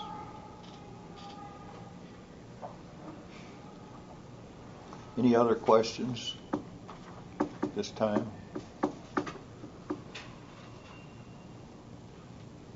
What's next? Number 6. So flip the page. So that page there. Yeah, there you go. Review and consider a rating system for pension plan fiscal, health, and annual funding adequacy.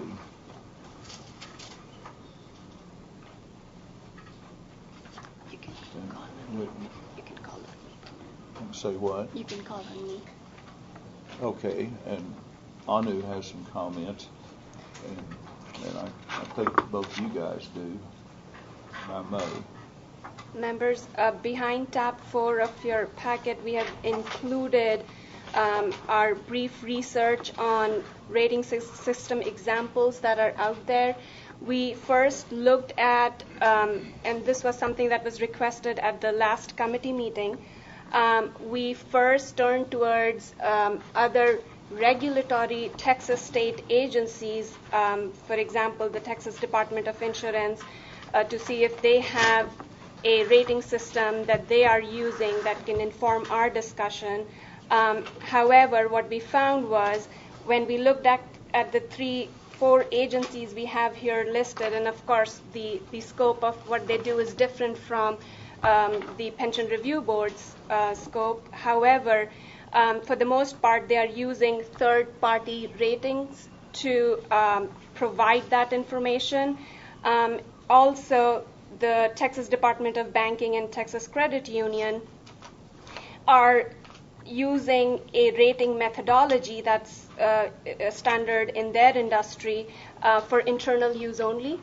And they use those ratings to conduct further review and analysis of the entities that they oversee. We then also looked at municipal other states, and we found that the state of Pennsylvania does have some form of a rating system that they put out, and they specifically look at financially distressed municipal pension plans. And the standard or the metric that they use is funding ratio, and we have provided the scale that they use in this report as well. And we also included the credit rating agencies' information. However, the information that they had was highly technical. We tried to boil it down to the best of our ability, and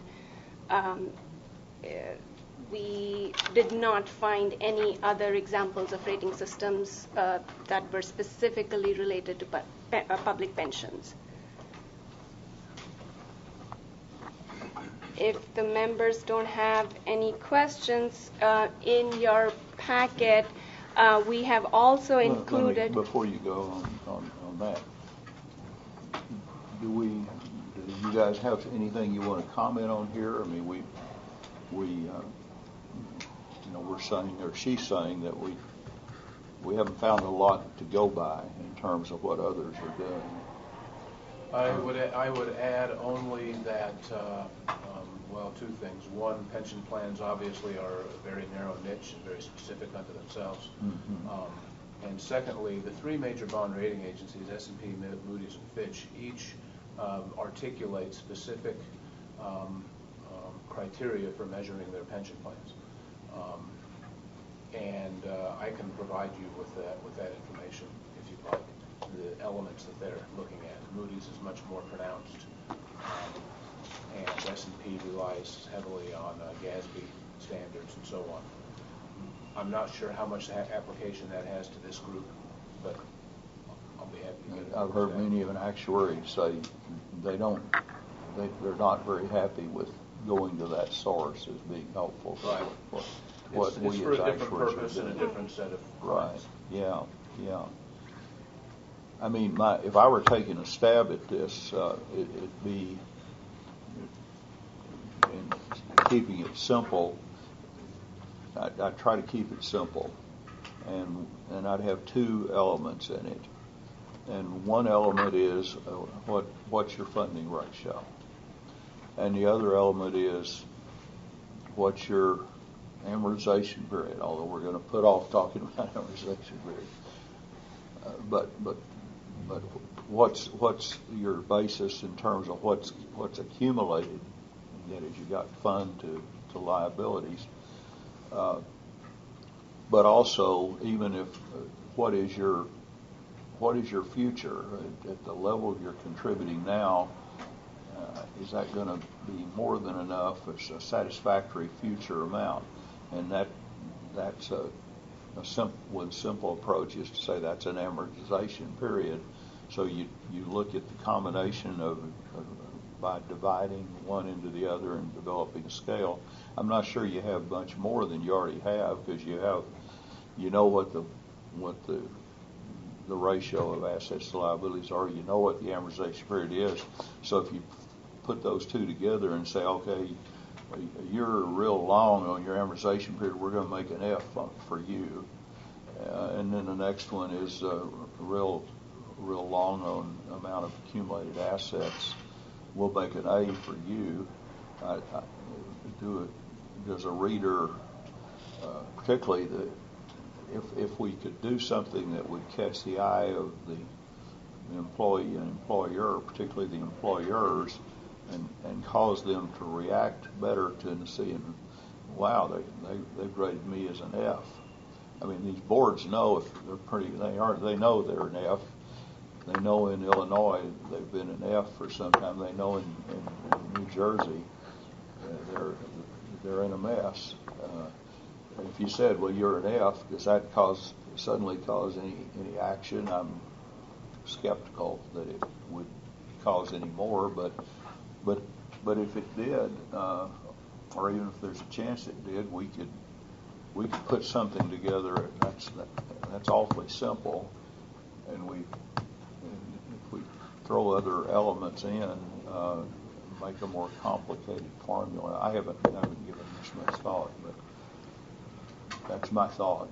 So I would actually fully agree with what you just said. I think simplicity here is very important, and focusing on the elements that we actually care about that are very important. I think that in presentation of rating, we need to be very clear about what we're rating. We're not saying that the plan is an F. We're saying that the current fiscal health and funding sufficiency for the plan is an F or is an A. And the goal is to improve the fiscal position of the plan and the funding adequacy of the plan. I think if you look at the economics research on whether ratings like this matter for people's behavior, I think you'll find that there's significant impact of things that are simple that people understand, specifically measures that have an A through F, they impact people's behavior. So I think there's a significant probability. I don't know if you're going to see... Even if you're talking about trustees of a system... Even if you're talking about politicians, which is, I think, what we're talking about. We're talking about elected officials, trying to get them to understand how to adequately fund That's their true, plans. even if they're not on the board of a local plan, say, the board members can talk to the elected officials and tell them what the status is. Exactly right. So I think that it might be valuable. So you mentioned a couple of things that you might like to see in a measure. It might be useful for us to have a discussion of potential elements that would go in here. Limit it to, I would say, no more than 3, and potentially ask the staff to go back and come up with a few options for how we might structure it, given the data that we have, and then we can have a more full discussion. That makes sense to me. I don't know if it makes sense to other members. I think that's great. I have submitted to staff, and they've provided handouts on what I've labeled a PRB factor, and the 3 elements that I've suggested we use to calculate that, which basically would be a tool to measure and compare the overall condition of the plans. The 3 elements would be the funding ratio, the actuarially determined contribution rate, which of course is a function of the normal cost and the cost to amortize the unfunded liability, and then the UAL as a percentage of payroll, which is a reflection of the capacity of the employer to amortize their unfunded liability. I'm not sure we need to go into a lot of detail right here and now, but you all have a copy of it, and I've submitted it to staff. Kenny has identified a potential concern with it that I think we can hopefully resolve, but those would be the 3 elements that I would suggest. And I would also opine that I've long been concerned about the use of the actuarial funding ratio alone. I think that it's a simplistic and often deceiving consideration in terms of characterizing the condition of the pension plan. Yes, indeed, on that latter one, for a long time there was a belief that 80% was a magic percent for funding. And we never could, the actuarial profession never could figure out how that ever got started to be the mark. And so we try to encourage people not to just look at that and say that's the bright line. These look like, Keith's 3 things look like a good approach to me. Yeah, I would agree with that. So I think that kind of going to a higher level here, the funded ratio captures current fiscal position. Your ADC, I'll come back to that one. UAL versus payroll captures the size of the debt relative to some measure of government resources or the employer's resources. I like both of those a lot. I think that they should be included. I am kind of ambivalent on amortization period. Right now, I think that's an interesting thing to consider. So now on ADC, right now what's driving a lot of ADC is the amortization payment, but it also captures normal cost. Not clear to me whether higher ADC is necessarily bad if the funded ratio is very high. So let's say that the funded ratio is 100%, but the ADC, the normal cost, is still 30% of payroll. Unclear to me whether we should ding sponsors for that. That seems to me to be a healthy plan. I don't necessarily care what the retirement compensation to workers is. What I care about is that they're funding what their promises are. And so I would recommend looking at, instead of just ADC, looking at actual as a percentage of ADC. So looking at that, bringing in the funding adequacy piece of this. So the employer's history of paying its required contribution. That would be correct. That would get a New Jersey who, if you go back 6 or 7 years when I took some information from one of the federal agencies, and on paper New Jersey looked like they were in great shape. They were 95% funded, but they weren't contributing anything, and so you could see that they have a long-term future problem. West Virginia was only 55% funded, but they had stepped up and they were paying their full actuarially determined contribution. They were better than their percent. So we trying to get at those elements is important. And from what Keith put together and was included in our handout, I like the idea of trying to combine these into some sort of scale. I think that staff will have to pay attention to how these different elements are scaled relative to each other, and we're just going to have to think through different approaches to that. Keeping the scale pretty simple, like A, B, C, not. That's Sorry, what you mean by scale. By scale, so that's kind of the end product. I was thinking whenever you combine them into some number. So you've got 3 different elements. You got to quash them together somehow. So you're going to end up with something. How you quash them together is going to matter because you could overemphasize funded ratio versus adequate contributions. I thought you were trying to get it to an ABC kind of thing. I am. So I am. Right. But I think he's referring specifically, Keith has already kind of done that a little bit with the third factor, where he's essentially taken 10% of the UAL as a percentage of payroll as opposed to 100% of it. 10%. So I think that's the piece that Josh is referring to. Is that Right. Do we take 100% of the funded ratio as well and 10% of the UAL? This is more about how in arriving at the scale. at But right. the scale is going to be a simple type scale. Yes, the scale is going to be ABC. When I was referring to scale earlier, I was meaning the relative emphasis on each of the factors in our rating system. We have to be careful about the relative emphasis in how we put them together. I think the end product should be very, very simple, should have enough levels that we've got some differentiation and that people can move up and down. And I think should be very easy to understand. I think A through F gives us 5 levels that is really easy to understand. So do we want to ask staff to take the input we've provided for them and come back to us? I think that the ask of them is to take kind of the 4 measures that we've discussed here to look at options for putting them together and creating an A through F school scale. The 4 of what again? What's that? The 4 options. Funded ratio, actual as a percentage of ADC, unfunded as a percentage of payroll, and then amortization period. I want to talk for a moment about the ADC thing, and that is I'm attempting to demonstrate the plan sponsor or employer's capacity to pay. And let's think about one of the state ERS plans, for example. I think it may be Lagos, could be one of the judicial plans, but basically the state's contributing 3% to that plan right now, 2 or 3%.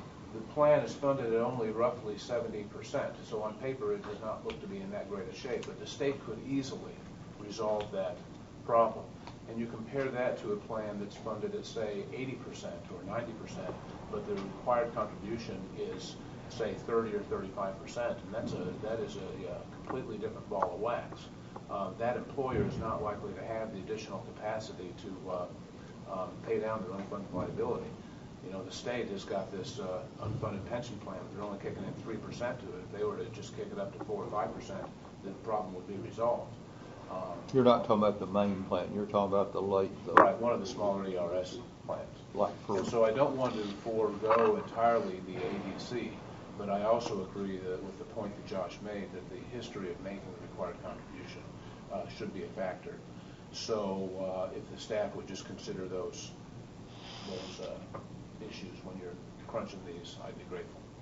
So are you saying that we should leave ADC as a separate factor in addition to, we should consider leaving ADC as a separate factor in addition to actual as a percentage of ADC?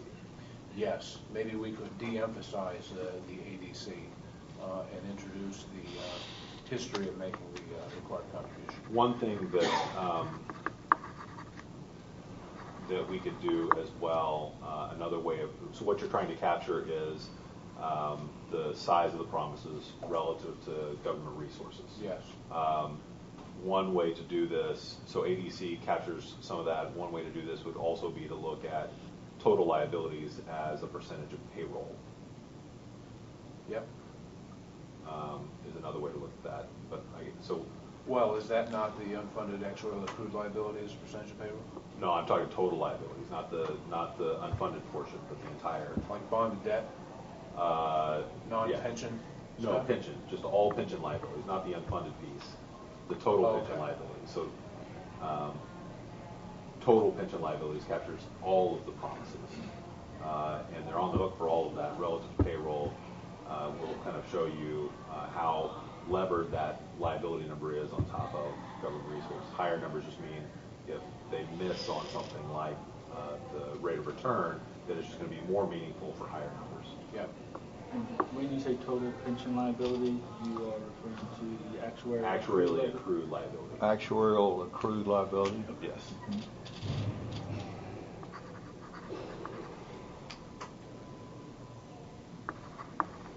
So we've got 5 things: funded ratio, actual as a percentage of ADC, unfunded actuarially accrued liability as a percentage of payroll, amortization period, and then something that captures the size of promises relative to government resources. So either ADC or AAL as a percentage of payroll. One of those two.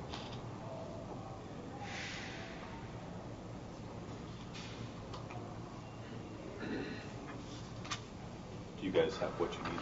Yep.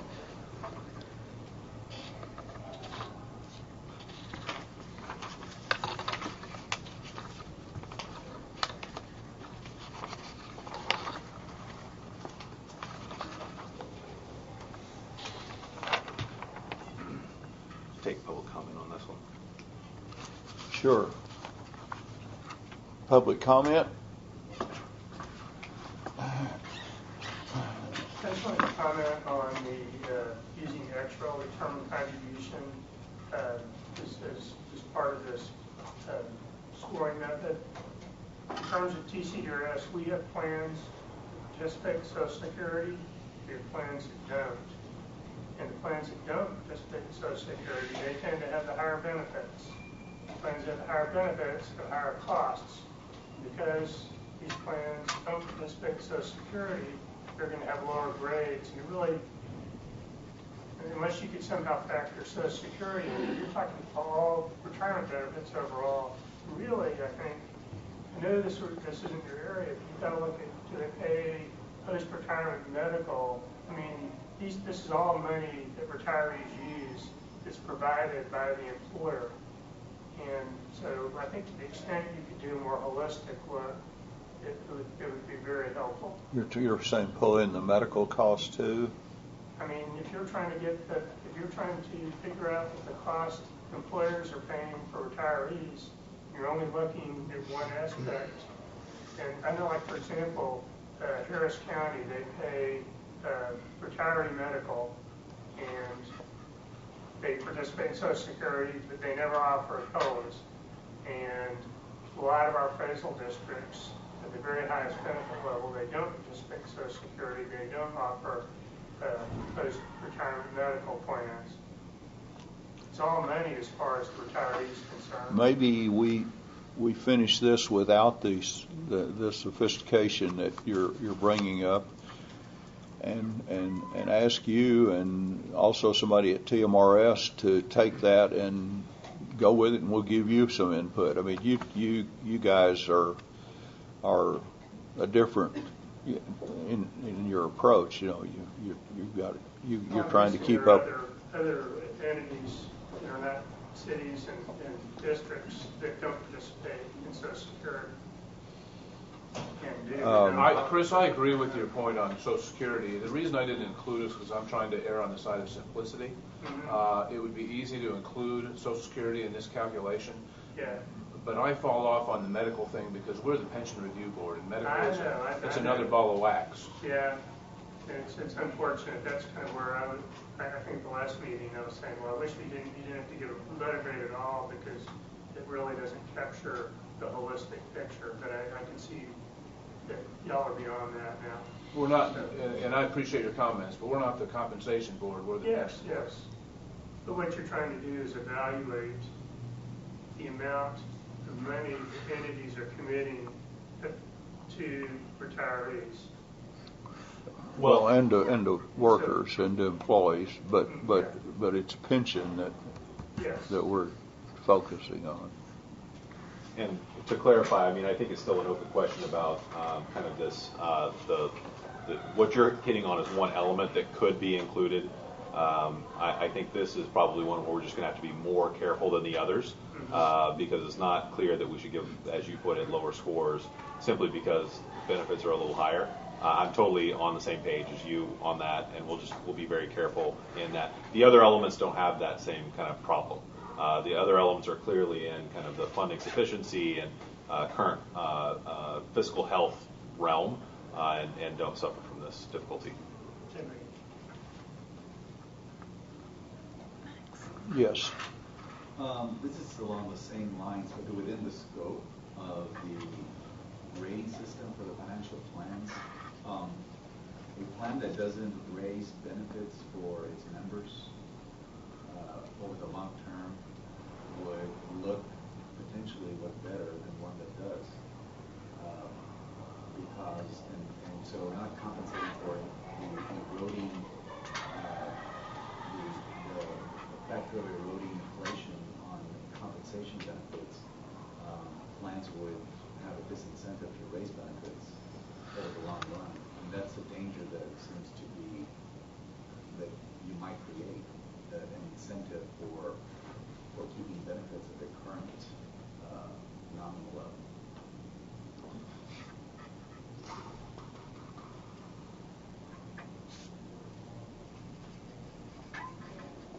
I'm not sure I understood. Do you want to take a stab at it? But from my perspective, point well taken, but governments already have a pretty strong incentive not to increase benefits. It's because it takes more money, and they have big unfunded liabilities at the moment. I think that I think that's less of a danger at the moment, but point well taken. I think that the bigger danger is we don't make good on the promises that we've already made, and benefits are eroded in that way. And so I think that's kind of our focus right now. Max. Max Patterson with Texas. I thought about the grading system. That was your last meeting when you brought it up. And I think that trying to attach an agency grade to a pension system is a grave mistake. Is what? It's a grave mistake. I think I have some serious concerns about it. It doesn't really, it leaves the reader to really apply their own definition of what that means. And traditionally, A is good and F is bad. And you can call it however you want, you can define it however you want, but it's embedded in my mind that A is good and F is bad. And that's not what's really trying to be communicated here.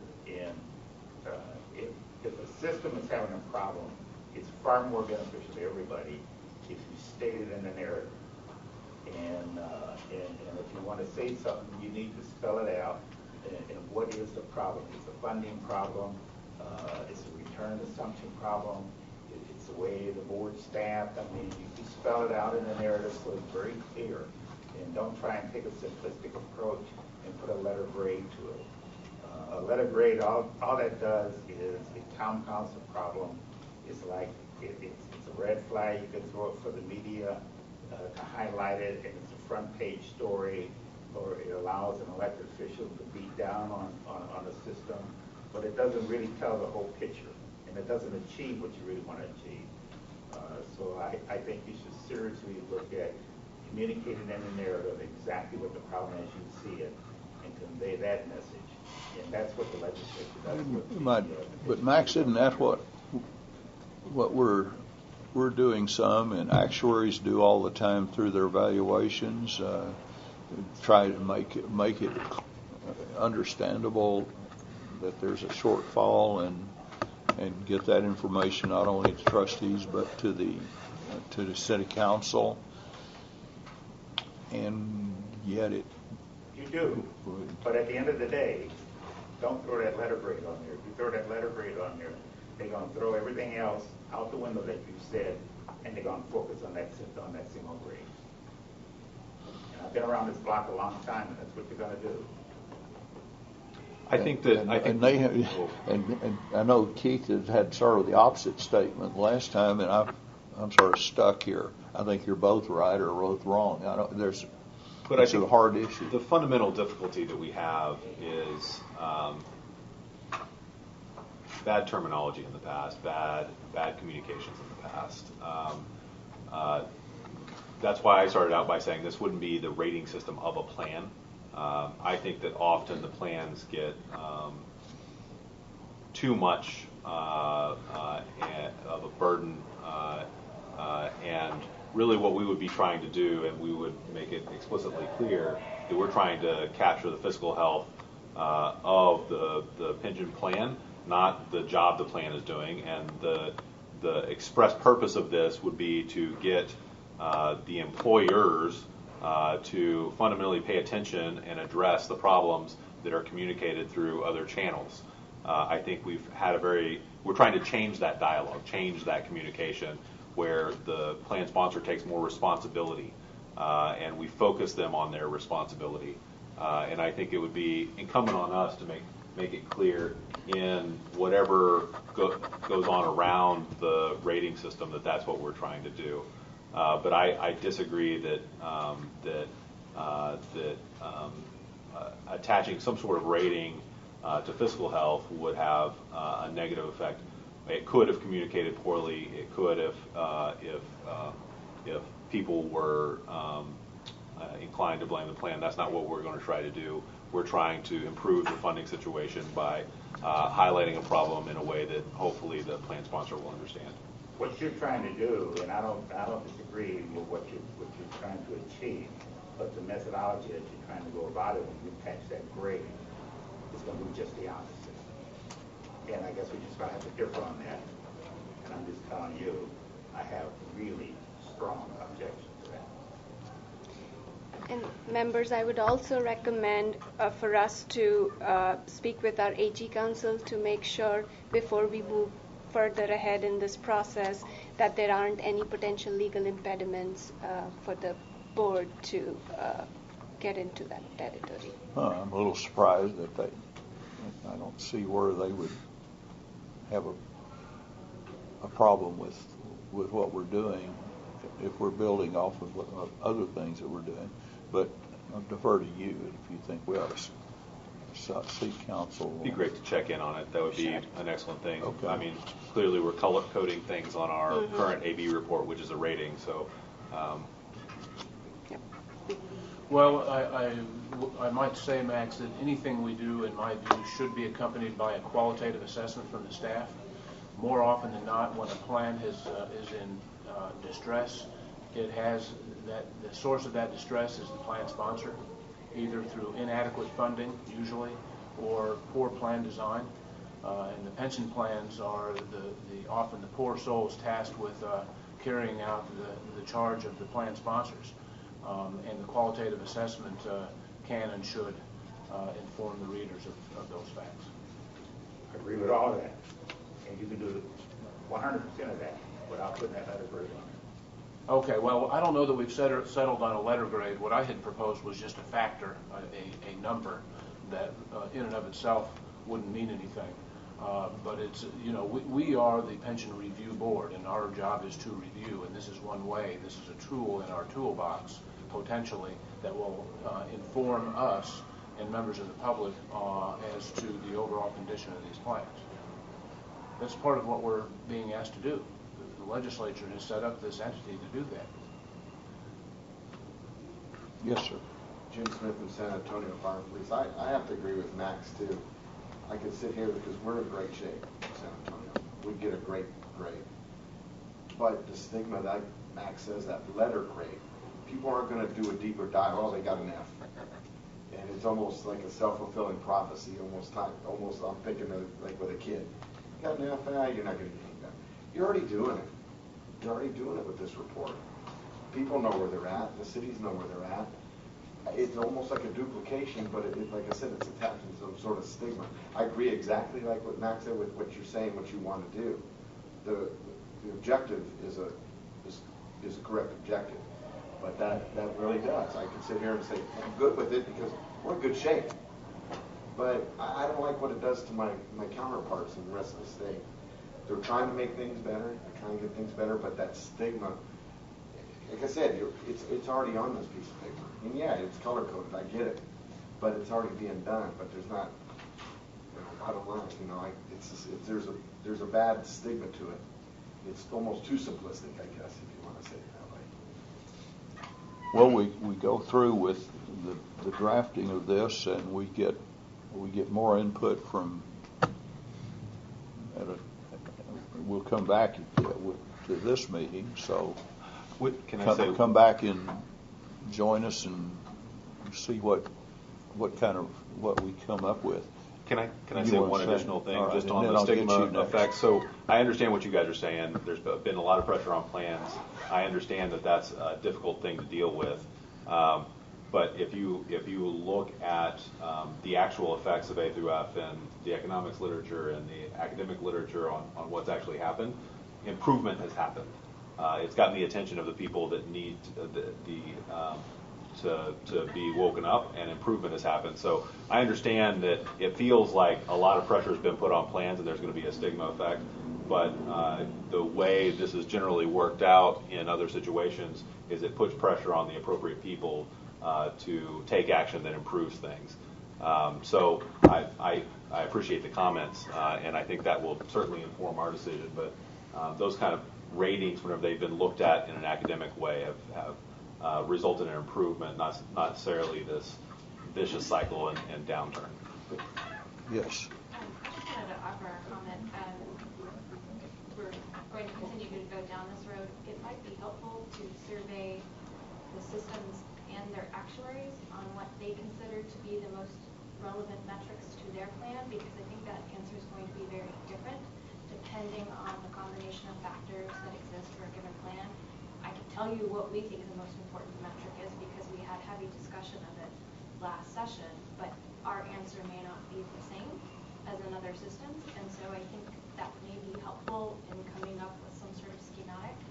And I think it would be helpful if the systems and their actuaries got to weigh in on that directly, even if that doesn't factor into whatever scheme we choose.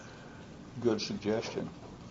From my point of view, I think that the committee should consider that at the next committee meeting. Once we have a little more information, I think we're just early in this process, and we'll have a little more information and know how to present this at the next meeting. Just one more comment. I agree with you, Bob. In Texas, I think we're doing it the correct way. I understand what you're saying, Mr. McGee, that this has worked in other places, but people are self-correcting it as we speak. Dallas lowered their assumed rate. They know it's going to happen. Houston's having talks. They're working on these problems without these grades being assigned to them. And like I said, people are correcting these behaviors. Like I said, and all the media is going to see is an A, B, C, or D, or F. That's all they're going to see. You know, they're not going to deep dive and say, wow, Houston just got rated as an F. You know, make those reporters have to do a little bit more research.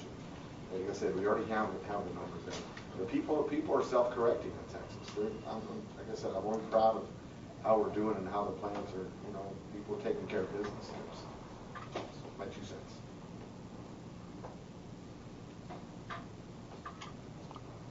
Difficult call, difficult issues here, I think.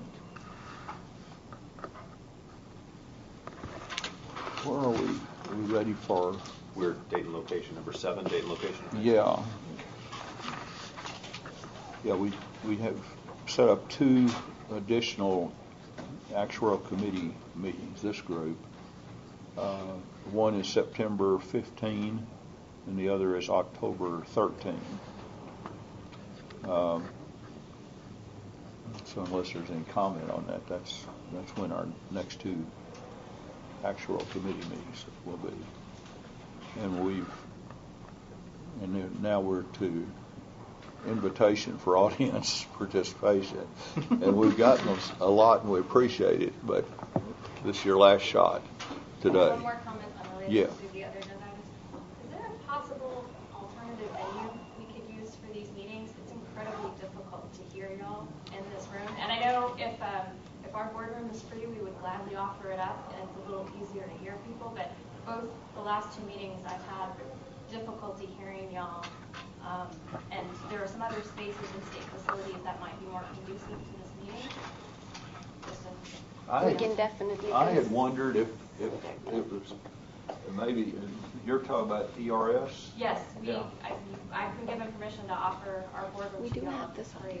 on And we hosted the But education is committee. there, and I Dave, agree with that idea. these but mics don't work very if well. everything just when we moved use up to them. where Max is sitting right here, that would solve part of the problem. And the door is the main issue. But there's a door and you can't do it. This lobby is super loud. Yeah. It might mess up the yoga that they did in here right before we got in here.